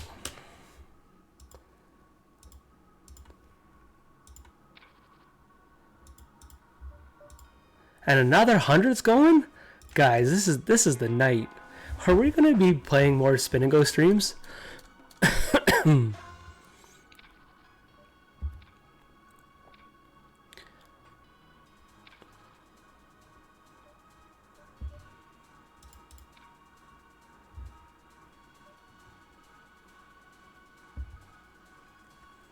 All right.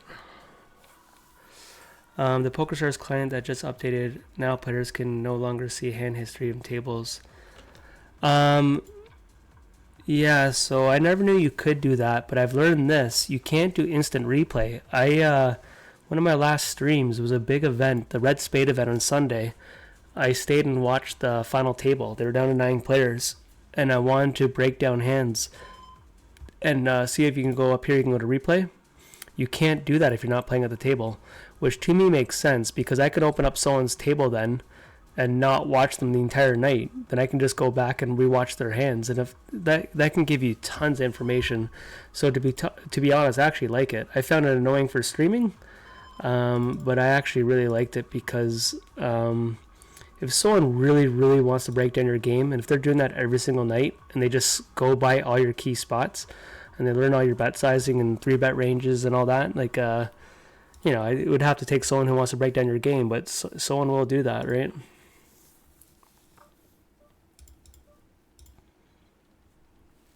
I'm more so, I'm a big fan of poker, and I'm a big fan of a lot of the Ontario people. When I see huge tournaments, final tables, soon I won't have to get up so early in the morning and go to work. I would love to be able to watch final tables and watch them with you guys and break them down. And if we know some of the players and they're part of the community, I'm down to watch big spots, man. I like rooting for the boys. No, we play a lot of MTTs. Shooter. Yeah, man, I know who you are. Bud.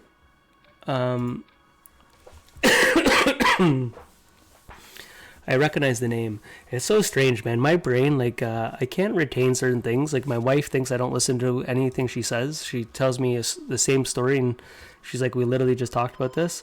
But when it comes to poker tags, like this here, I can't pronounce people's names, but my brain registers exactly who they are, how they play, all these colors in my head. I just lost all my tags a couple months ago, and I still know who everyone is, even though I can't even pronounce their names in my head. But I know who they are, and I know tons of hand histories in my head about what lines people take, player tendencies. I don't even write many notes. We lost 100. We're down to 6, so we're up 1,600.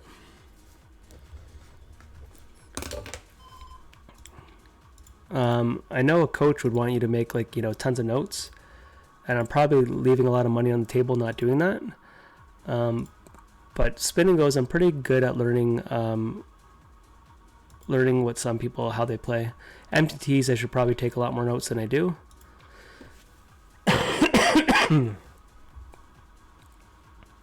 Let's get it in, buddy. Let's get it in.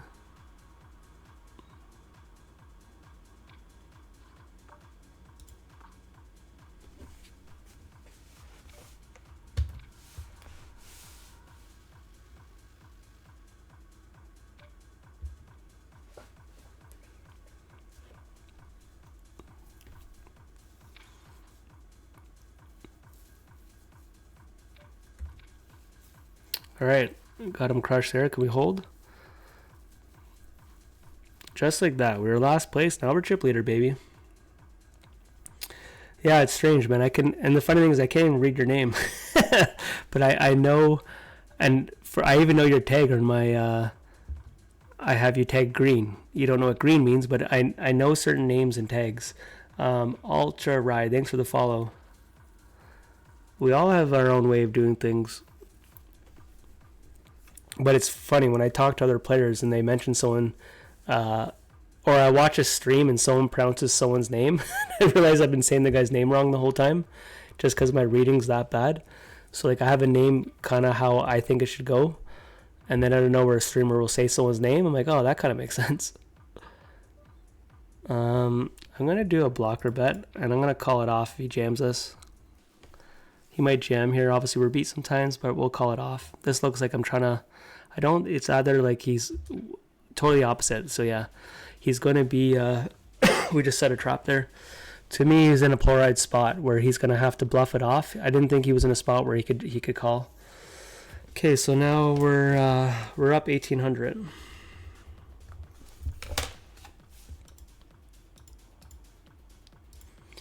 So this is what I mean about adjusting to your players. If that guy wasn't the reg, if it was against the other player who was in that hand, I wouldn't have done that blocker size. I don't think he would have bluffed over top me. I would have bet more for value, but not too big. But I would have went to 4 big blinds, and it was more like a bet call. I bet to this guy because the way he's been playing me, he's been playing ultra aggressive in certain spots. So I literally just tried to. But the thing with the leveling war, if I do this play to him that many times, then I have to be aware that he's going to be adjusting too, right? It's not like I can do that play like a million times versus him. Not saying I'm not going to keep trying in certain spots. All right, we got a 5x, guys. If we win this, we're over $2,000 profit. That is a fucking solid night of spins.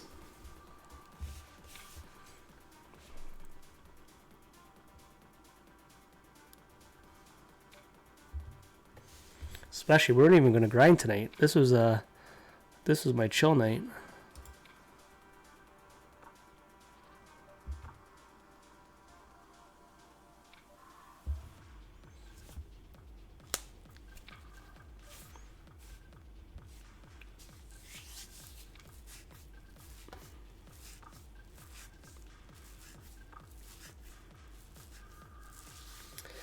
You guys might think this is a crazy statement. I actually think it's negative EV, me having a picture.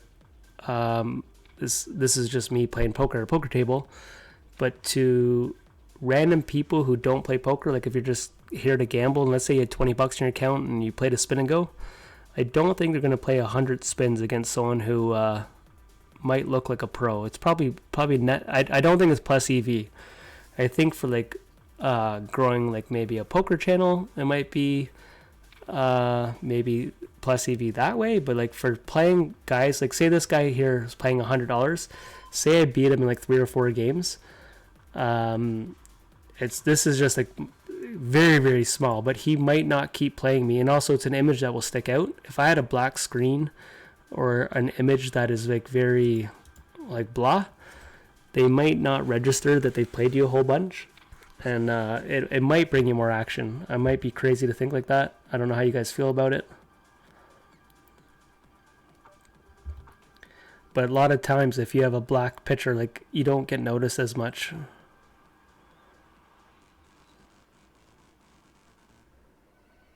But maybe I'm just a crazy guy to think that.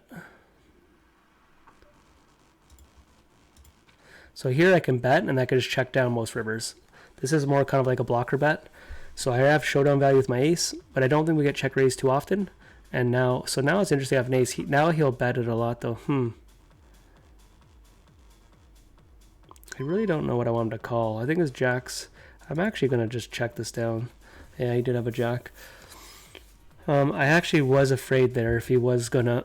The fact that he didn't bet the ace I thought he would bet the ace. The fact that he didn't made me scared. You're a beast out there. Keep it up. Good luck to you too, man. I'm sure we'll battle lots. I'll be definitely playing on the Sunday grind. I'm in a big day 2 tomorrow for GG. It's 100k, a mystery bounty. But I think I only have like 60 or 70 big blinds. And the mystery bounty, shit can get pretty crazy pretty fast.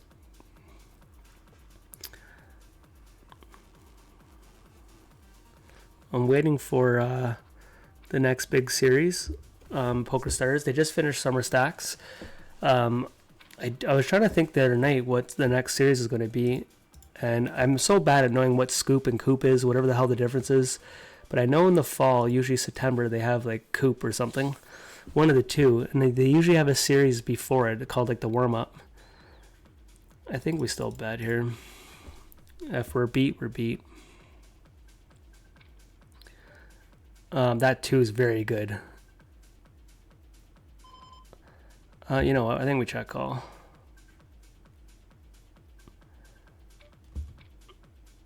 Hit the 7, yeah. So that's okay. If he had like the king of clubs and missed, he might bluff it. So okay, we lost 100. So we're up 1700.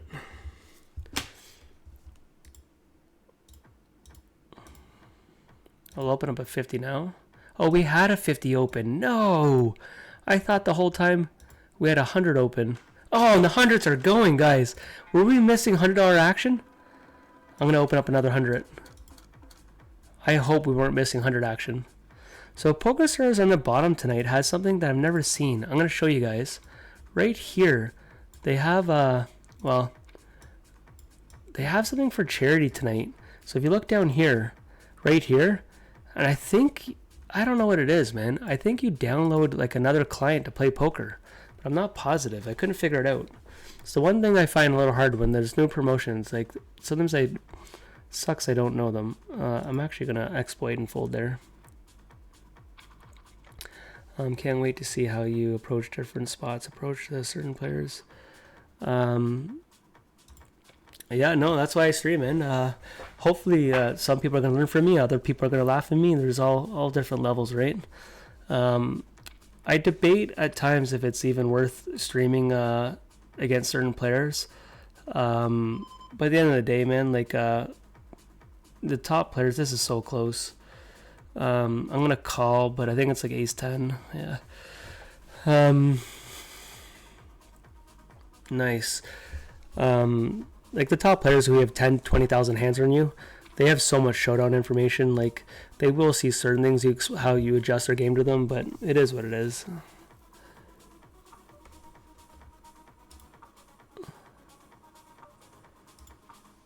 But the good thing is when you have 6 tables, I don't have to always show which table I want to show. There is the odd time where I've only been on Twitch for, I don't even know what the math is, maybe a month, maybe 2 months on Twitch. And already there is the odd table where I purposely don't show.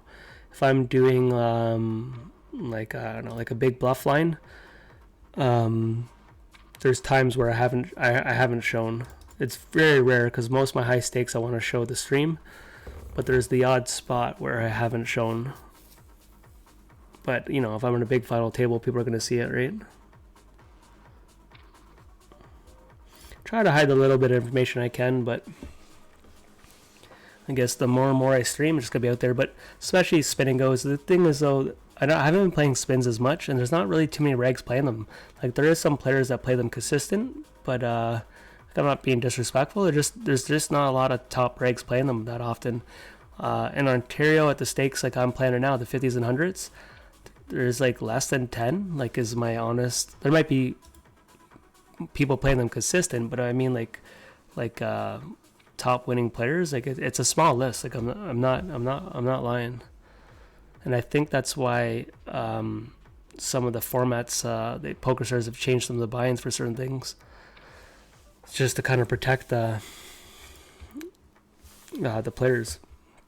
Like the daily 500 for the MDTs, that disappeared. And I don't have the information. I just think logically, I think there was only a handful of people winning at them. So I think it was bleeding the other players too fast. is just my guess, because they were hitting the guarantees. So to me, you take it away if you're never hitting the guarantee, that's one way of taking it away. But they were always hitting the guarantee, or often. So his jacks, his nines, all that will call us now.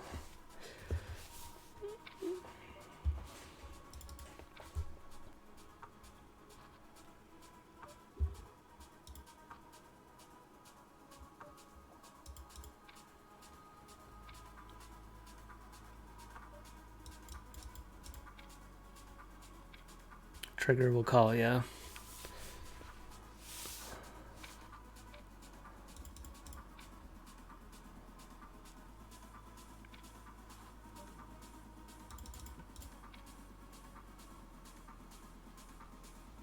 So I bet big there because he's capped. He can't. He doesn't have any ace kings. I have ace king. It's a very, very wet board where he should have hit that, calling a 3-bet. So I purposely side up because I have pure nut advantage, and obviously I had the straight, but I didn't think he'd miss too much there. So he's not going to fold too many pairs on me. Yeah, me and this guy we have a lot of history. When I mean a lot, I mean probably 20,000 games. So he's going to call me a lot lighter than some of these other players in these spots.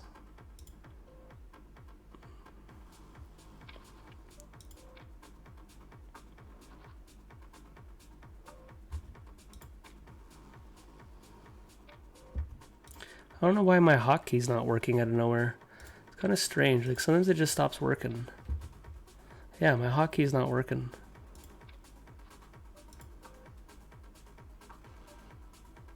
So here,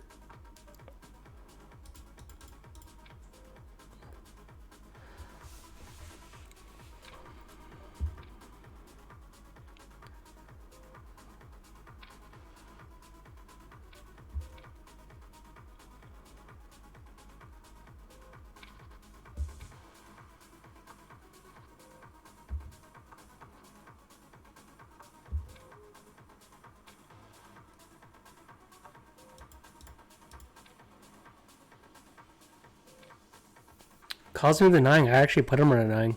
I thought it was more like 9-7, 9-8. Alright, we got to flip, baby. 9 ball. Oh, GG. Okay, so we're up 1,600.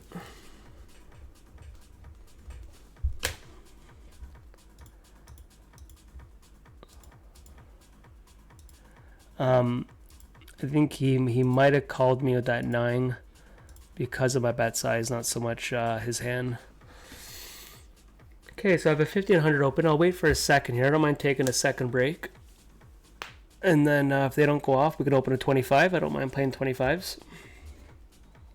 I haven't decided how much we're going to play, but I don't mind getting some volume in. It's still early.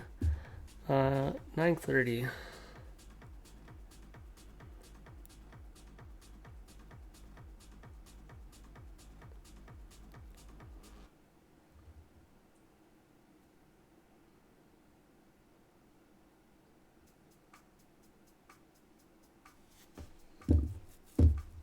Okay, well, wait a second. Live one. Thanks for the follow. Anyone else I missed, man? I appreciate all the follows. I really do. Yeah, you mean our 2.55 river bet. If you're talking about tonight or an MTTs, if I'm doing an MTTs, when I do that, it'd be an exploit. Sometimes I'm going to have the goods, sometimes I'm not. MTTs, I'll be a lot more balanced than you see me in spin-and-goes. Spin-and-goes, I'm more adjusting. But MTTs, I'll take certain lines. I'd have to explain them when I'm in them. But yeah, I definitely going to put on pressure, especially at certain stakes, certain spots. So I'm going to go to the lobby real quick and see if anyone's playing 50s or 100s. Okay, so there's no 50 or 100 happening. So I'll open up a 25. All right, so we have a 25. And you know what? I don't mind mixing up. We can shut off the 50s and 100 for a second. Let me open up another 25, and let's play two 25s. 25s are very consistent. And when I go pro here, I actually think it's going to be one of the most consistent ways I make money. is putting in a pretty big volume at the 25s. The 50s and 100s don't run too often. I think a lot of the value here in Ontario would be $25 spins. You get a lot of mix of like random people. It's a good enough stake where you can still make a decent like hourly rate. If I wasn't streaming, you can usually 6 table 25s, and you can usually have 6 tables going the whole time or a big chunk of it. So it could be very profitable.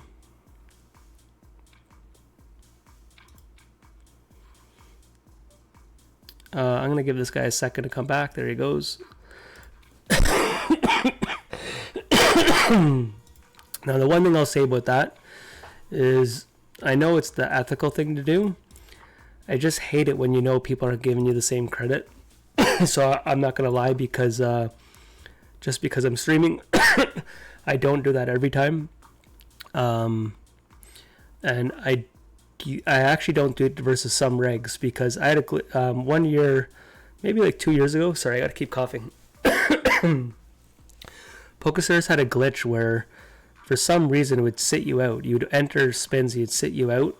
But they were very good at giving you a refund. I would just email them, show them the game, and I'd get all my money refunded. But you'd be watching the game, and people are just stealing you, blind versus blind. They'd be taking all your money.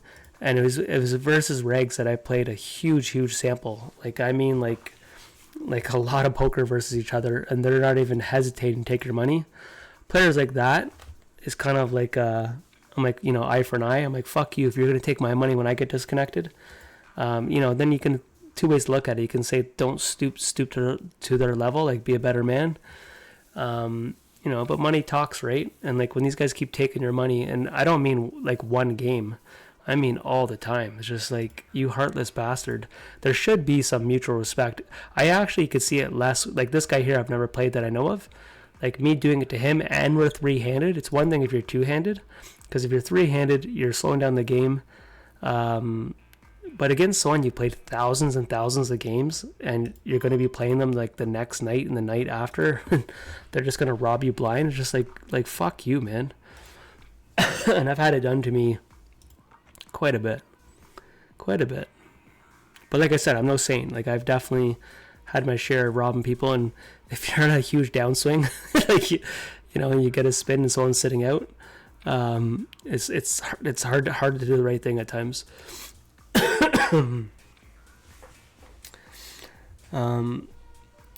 New job, so things will slow down going forward, but still while battling on Scoop. Well, good luck, man. Good luck. Thanks for stopping in, man. And yeah, definitely good luck. Yeah, I don't ever know what Scoop and Coop is, so whatever one we just did. And to be honest, I never even know which one's more prestige. I just know they're big events, but I never know which one's worth, like, what's more meaningful. The one you get the trophies we just had in the spring, I don't know if we get trophies for both of them. I'm so bad at knowing that stuff. I just get excited.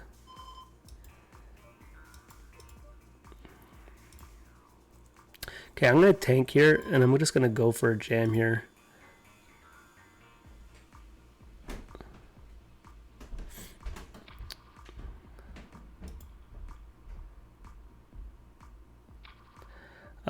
Basically, I watch a lot of Twitch, and then whenever they go crazy, the big events going, then I'm like, okay, this must be a big one. Everyone's getting pretty hyped up. Other than Twitch guys, okay, so we're up 1575.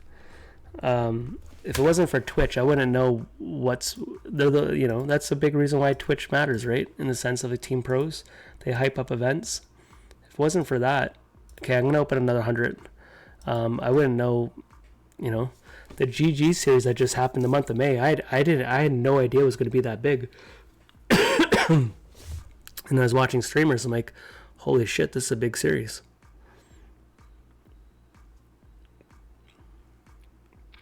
Are you playing the marathon tomorrow? So the marathon starts too early for me.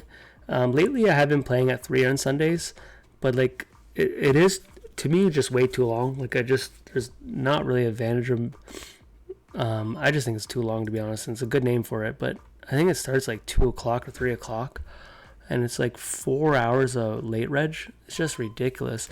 It's one thing that pisses me off with the GG tournaments. I think the GG tournaments are way too long late reg. That's why I don't play a lot of the events. When I go full time, I can stay up later. Then I'll probably start playing a lot of the later ones. But even their nightly 100, starts at 7 o'clock at night for $100. Usually it's between $20,000 and $30,000 prize pool. But if you win it, it's like 1:30, 2 o'clock. If you got to get up in the morning for work between 5 and 6, which I would imagine most average Joes do, like, it's like, fuck, man, how often can you play that tournament? And how many nights can you play it in a row? And I actually question like the mindset of the sites. I'm like, who are you targeting for some of these time slots? I know you have to have guarantees, and late reg will help you make them, but like, it's a fine line. Like, I don't think people want to be up to 1, 2 o'clock a.m. Obviously, if you're a full-time grinder and that's all you do, and maybe you sleep all day, but I would imagine majority of the player pool are guys who come home from work and they want to play for 4 or 5 hours. Maybe the odd night on a deep run, they're up to 12 o'clock. But that's why my favorite tournament in poker before they took it away was the daily 500. It was the perfect time slot for me. It was a perfect storm. It was high stakes. It was a $500 buy-in. It was a very small player pool, which equals not late runs. And it started at 6:30, means I could come home, have family dinner. And when you won it, it was like the very latest was like 10 o'clock. Or on average, you were done at 9:30. Or late reg finished at 9:30. It would be like, let's just say you're never playing past 11 o'clock. So it was your most expensive buy-in for the night, your biggest prize pool, and you were done earlier than all the other events. It was like the dream. But I have a very strange niche of time right now. I can't play too early because I want family dinner, and I don't want to stay up too late. So I'm kind of like a primadonna where I have this like certain pocket where I want to play, and that's why spin-and-goes are so perfect, right? If you have a 3-hour window that you want to play poker, like spins fits that niche, right? King's not the best card for me, but I wanted to stab at 1 then just give up.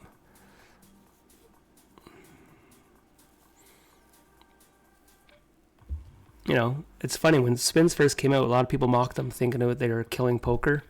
Then they found they were very, very profitable. There's a lot of people who have made very consistent money off. I don't mean just hitting one big spin, but there's some people who have done very, very well for a long period of time in spins. I could easily jam that, I decide not to.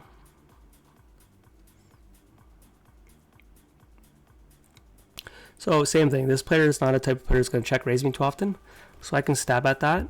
I'd rather not call a pot bet, but the pot bet can lean on more twos. I think he checks and then he might call me with the 2. I'm trying to get him to fold it though. Nice. They could be very profitable. Even the flash format, I haven't done well at it. There are some pros that were just playing flash and doing very, very well.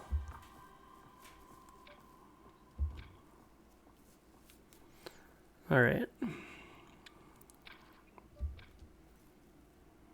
He should be calling any 2 here. Even 2-7's a call here.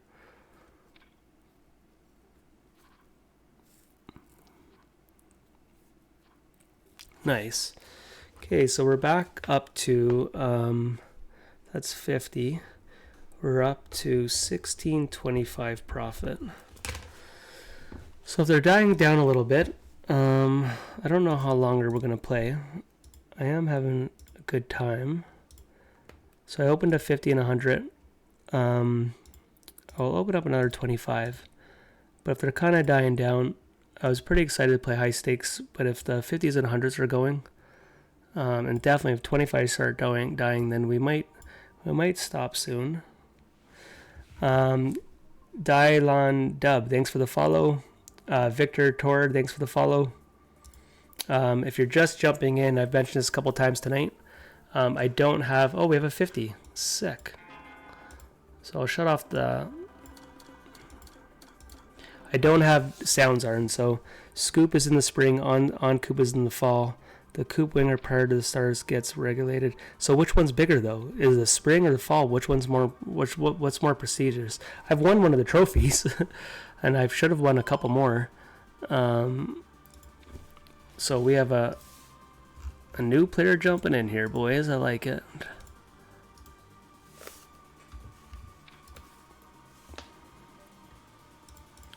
Yeah, I that makes sense to me. I just don't know which one's more prestige. I want to say the spring's more prestige.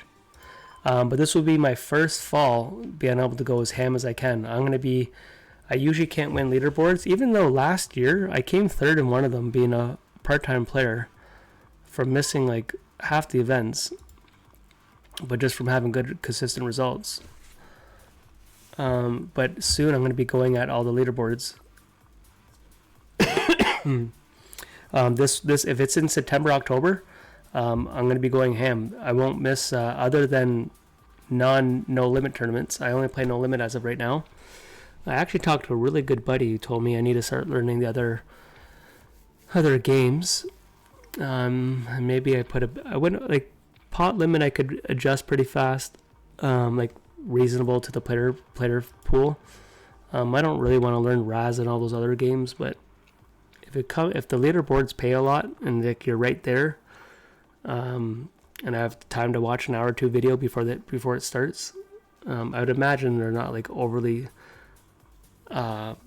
talented, like in the sense of for a series. There's probably good players, but I just mean overall.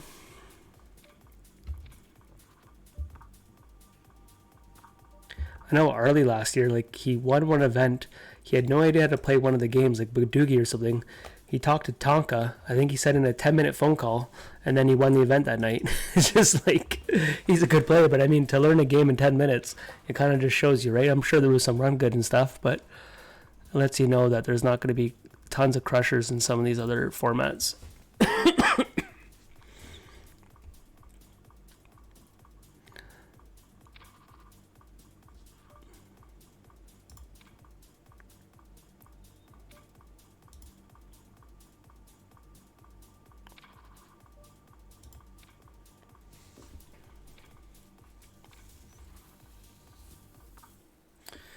All right, what I'll do. Nice. I was about to close the 100, guys. Let's go. We got a new guy jumping in the mix. 10x. Let's go. All right, never mind. Okay, we're up 16.25. We got a 50 and 100 going. You love to see it.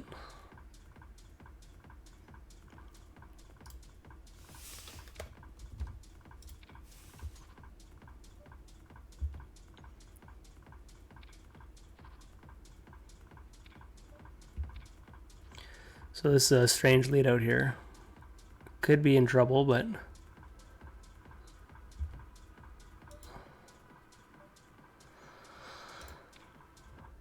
And he's leading out jam with the nuts. So these are the type of things that you play that person a couple times and you'll figure that out, but they got us this time. I definitely could have been folding there. Okay, so we lost 100, so we're at 15.25.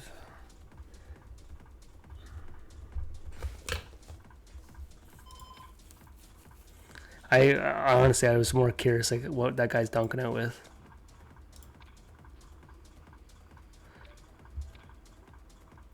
Chop it up. Phil, what up, dog? W Coop is more prestigious world champion. So is that the spring one or is that I still don't know, spring or fall? Let me go back to what he said. W Coop. So that's got to be the fall, right?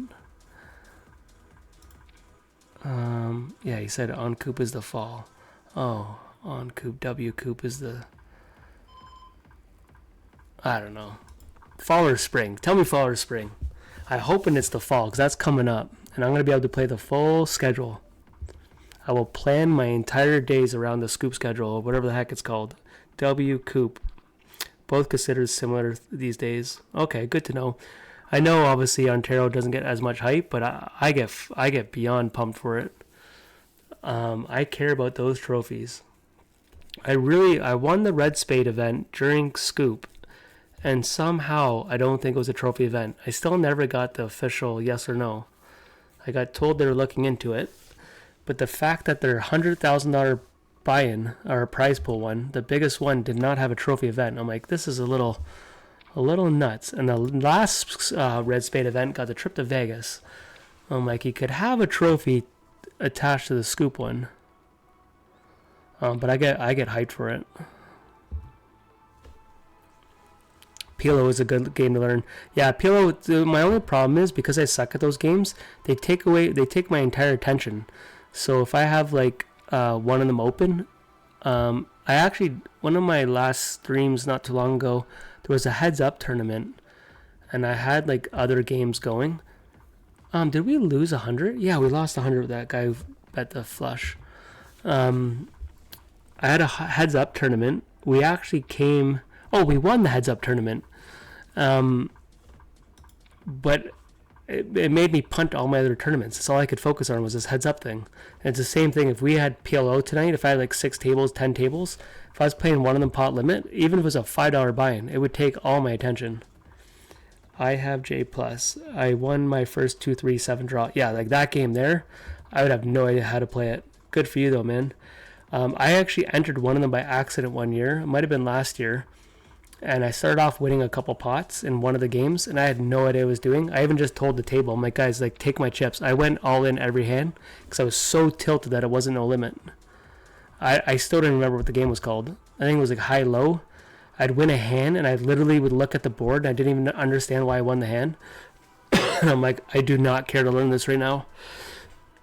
There's probably tons of value there.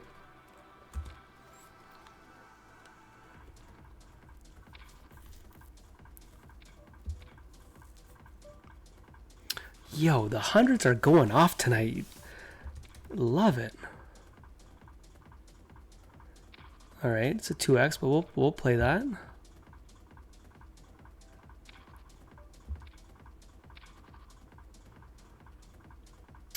So this is the guy in the 100 that donked out on the flush and then went over pot jam with the flush.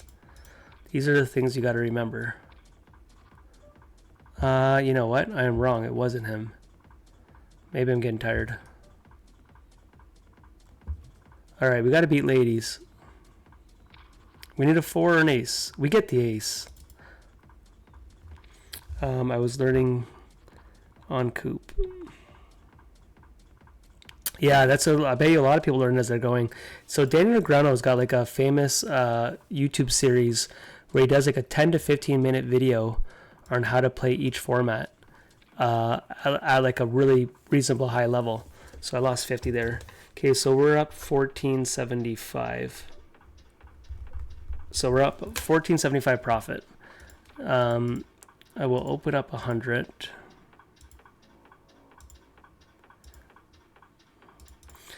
Yeah, so Daniel has like a if you look up Daniel Negreanu, like learn how to play, he's got a video on like 9 different games or something. And I bet you if you watch that, like you're probably in a decent spot to play it for the night. I wouldn't recommend jumping to high stakes, but he probably has a 3 here, a jack, nice. And I think a lot of people watch those videos.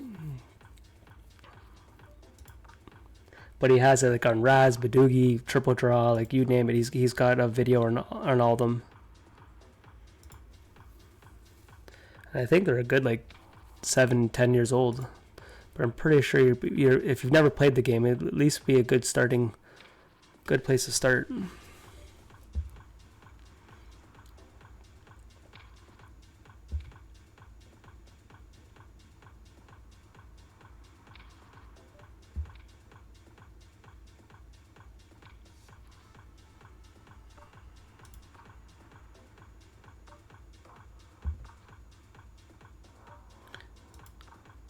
So I had enough showdown, just checking down with my queen. Against some players I would have bet there, but against Trey, I'm happy to go to showdown. I leaned on he might have a pair by him not stabbing at it.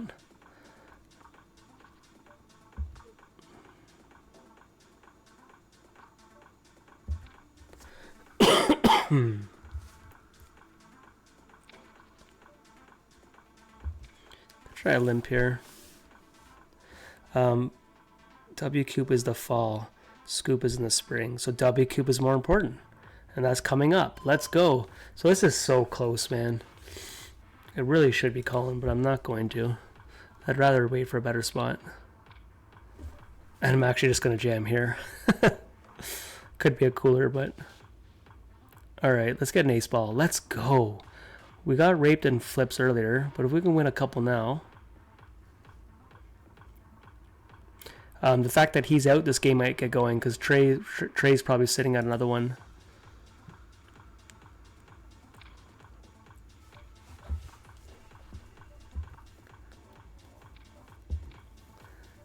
We might get checks now.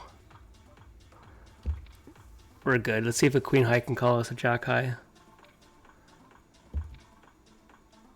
Oh, he caught the 5. How would I call him for... That's crazy, went for value there. This is our one real reg that we're playing tonight. That J guy at the 50s too, but other than that... I should have went with my gut. I should have jammed him there.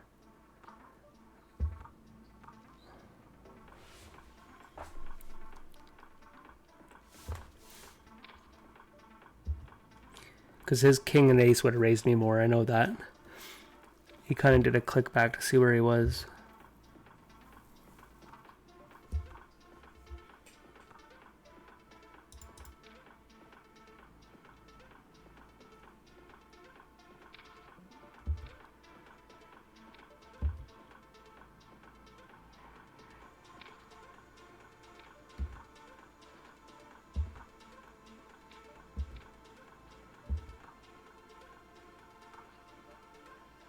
So I'm just trying to slow him down here a bit, see if our king high is good enough.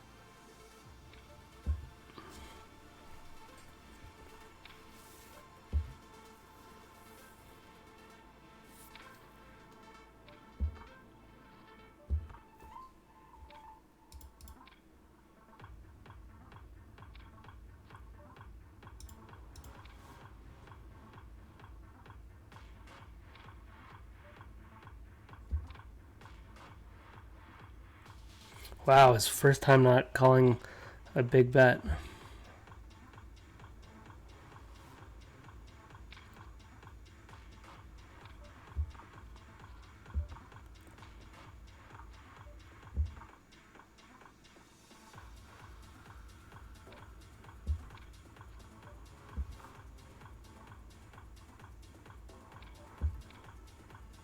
Let's go.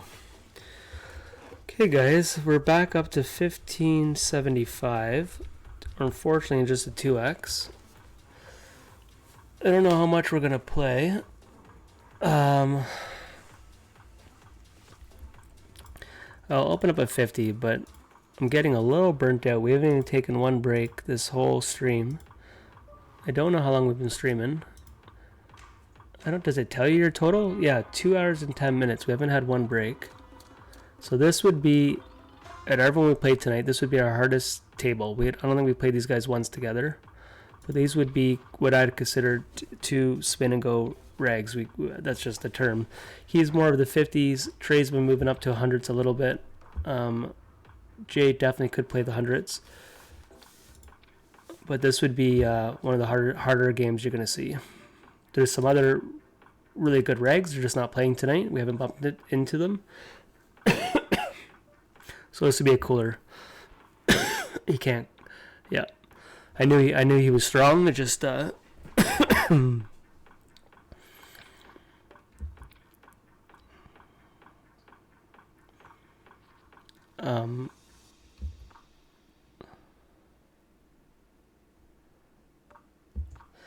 I'll just tell you openly because it wouldn't be like inside information. A couple of the other regs play for the same spin and go stable, and they don't play each other. So usually you're only playing one of them at each stake,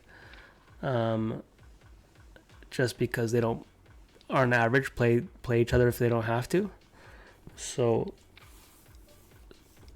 the games could be harder, but because some of the regs avoid each other, then it allows the game to be a bit softer.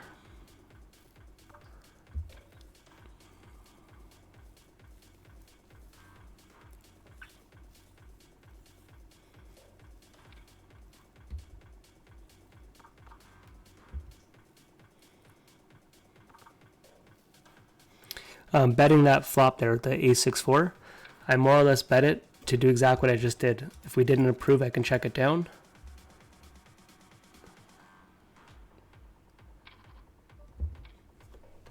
So it's kind of like I can steal it there, but often I can check it down after that. Or at least check it to the river. So here I'm going to do a delay stealed, because most of my ace X's and all that would bet the flop. Against a reg, I'm going to decide to do a delay. If it wasn't like a reg, I would have bet the flop and just try to steal it. But against a reg, a bit more believable if you do a delay, I think. Obviously, you risk them getting a pair.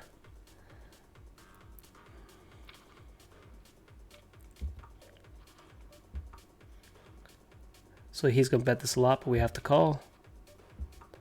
Might get checks now because there's not too many draws.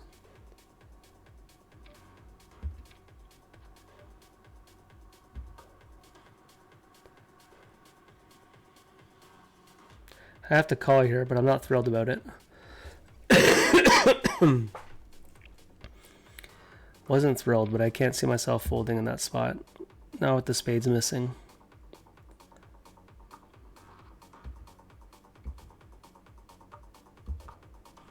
Because the 4 in the river is kind of irrelevant. He's not going to jam his 4, so it's going to be the king or nothing. His 4 would just check it down for showdown.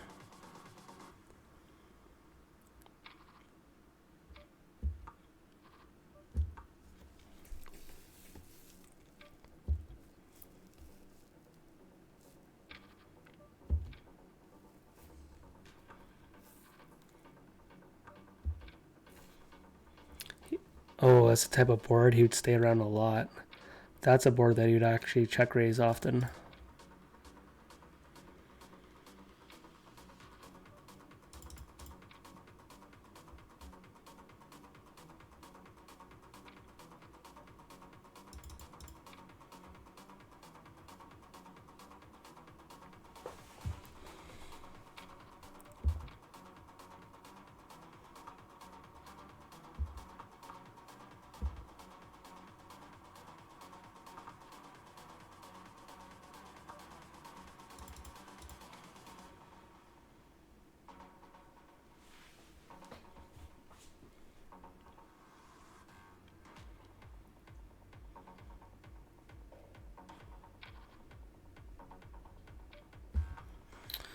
Well, guys, when the stream might be coming to an end soon, if the hundreds isn't going to go off, seems to be...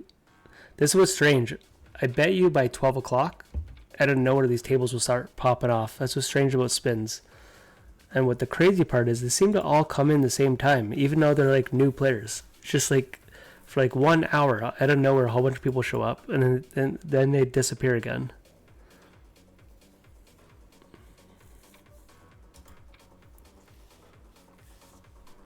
Queen high takes it down.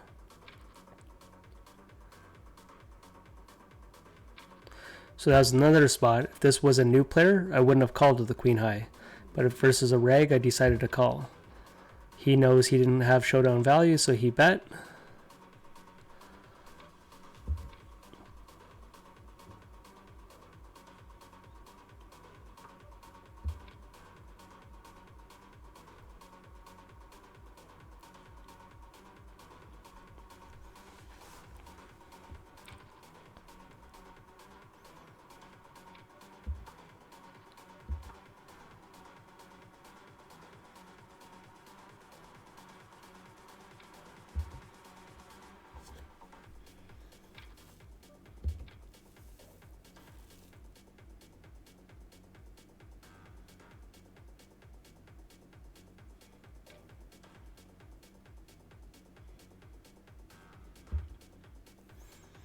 I don't know if I'm supposed to call there with the suited hand. I don't think it's horrible probably to call, but 10-2 doesn't really do too well post-flop.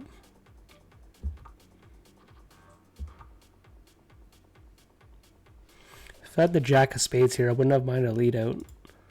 But without a spade, I decided not to.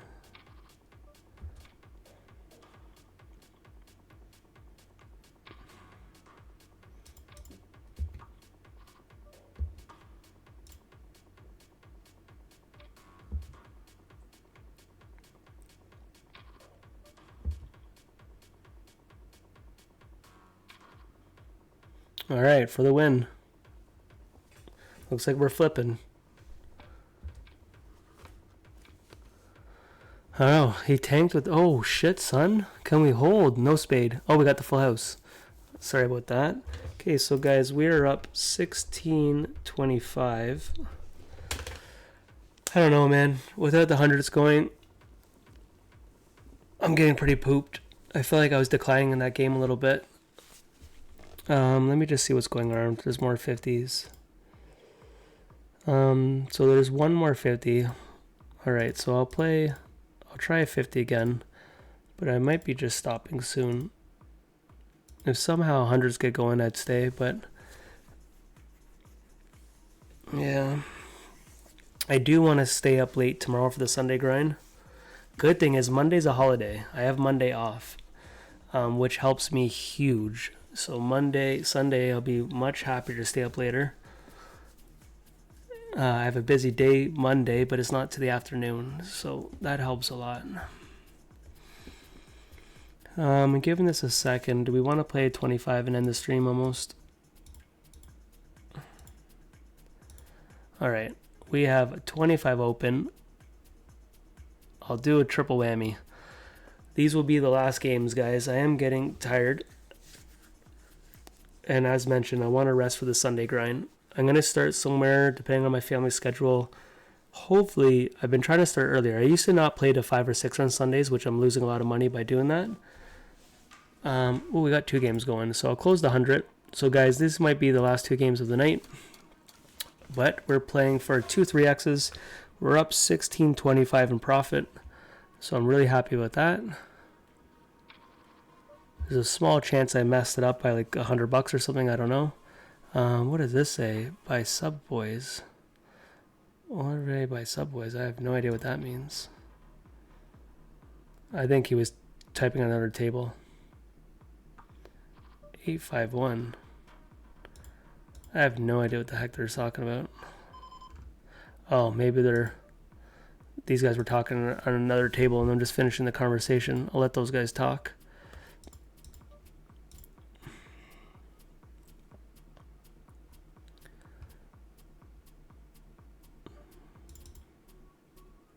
This person here has placed 100, which I don't get mad at.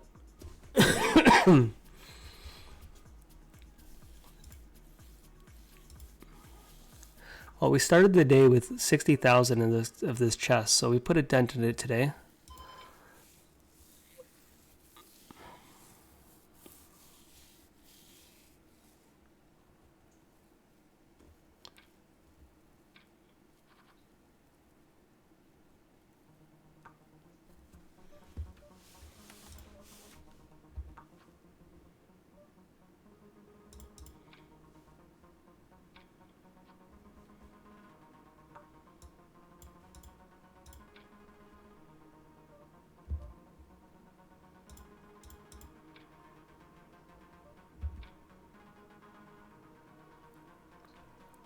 Nutty 444 again. Wow.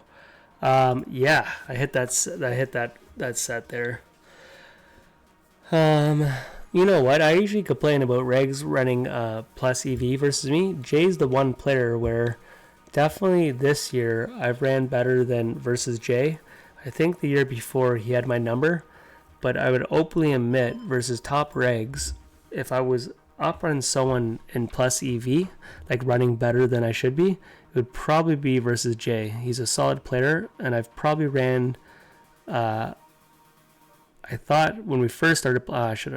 I thought he started off a lot better than me, and then I think it's equaled out, or I've surpassed him in luck. But there's not too many regs I would give the credit to saying that in spins. The huge sample regs. Trey's definitely ran significantly better than I have versus each other. It's not even close. But there's other regs who I've played a lot more volume that have ran super hot versus me. But we all have those people that some people think you're lucky, or the opposite. But I can openly say against Jay, he might completely think I'm a luck box, and I wouldn't, like I'm saying, it's justified. Against him, I've ran better than against other people.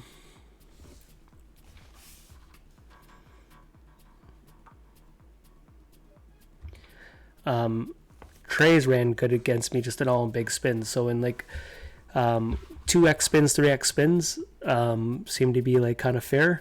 When it comes to 5x spins and above, he's ran very well. And that's where all the big money is, right? Now, I have a couple players that I don't want to really mention that I've ran even better than that, but is what it is. And then we all have tournaments. There's some guys who run hot versus you in tournaments, right?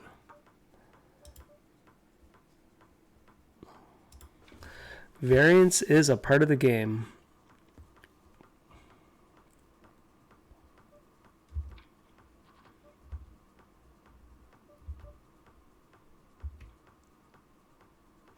Yeah, I could tell I'm declining though. I'm kind of, we're gonna call it quits. I'm definitely not as focused as I was when I first started the stream.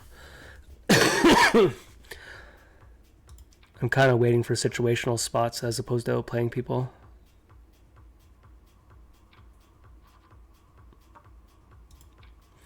So I'm betting here because if I had no ace against a guy like Jay, I would bet. So I'm trying to be a bit balanced in that spot. Against a non-reg, I'd probably check it twice. Like even here, I didn't need a jam. Okay, so we lost 25, so we're up 1,600. Was that 25? That was 25, yeah. All right, guys. Not the best layout by showing you guys one table. This is my last game of the night. I'm crashing fast here. I can feel it. I'm probably going to stream tomorrow night for the Sunday grind, but I don't want to miss volume. So depending on the schedule, I haven't even looked yet.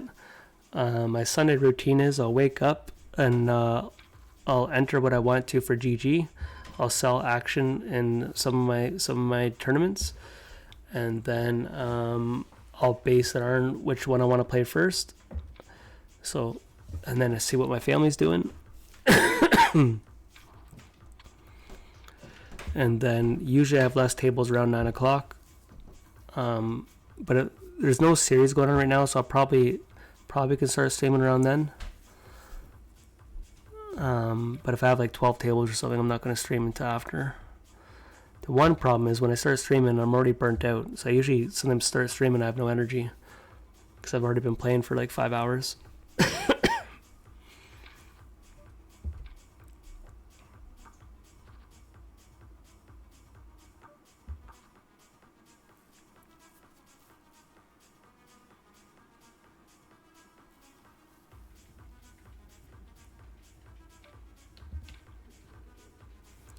Okay, we have to call this off.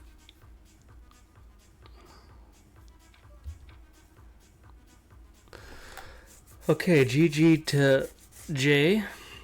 Alright guys, we're technically up $1,700 is what my Grow the Math says. I can look real quick on PokerStars, see if it says something different. So PokerStars says 1,500. So we might be up 1,500. So between $1,500 and $1,700 is what PokerStars says I'm up. Sometimes there's a second delay. It tells you what time, how much you logged in with.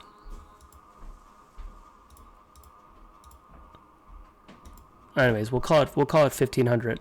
I wrote down 1,700, but maybe I counted one of the totals instead of subtracting my buy-in. So I'm gonna call it a night, guys. Yeah, I know what your players are talking about when it comes to. Yeah, I'm not trying to talk shit, man. We all have guys that we run hot against, and vice versa. I've mentioned this on many streams. I'm trying not to focus on stuff like that, because I've been pretty salty in the last couple months about just running bad. I'm trying to really focus on the things I can control, and I know I need to get significantly better.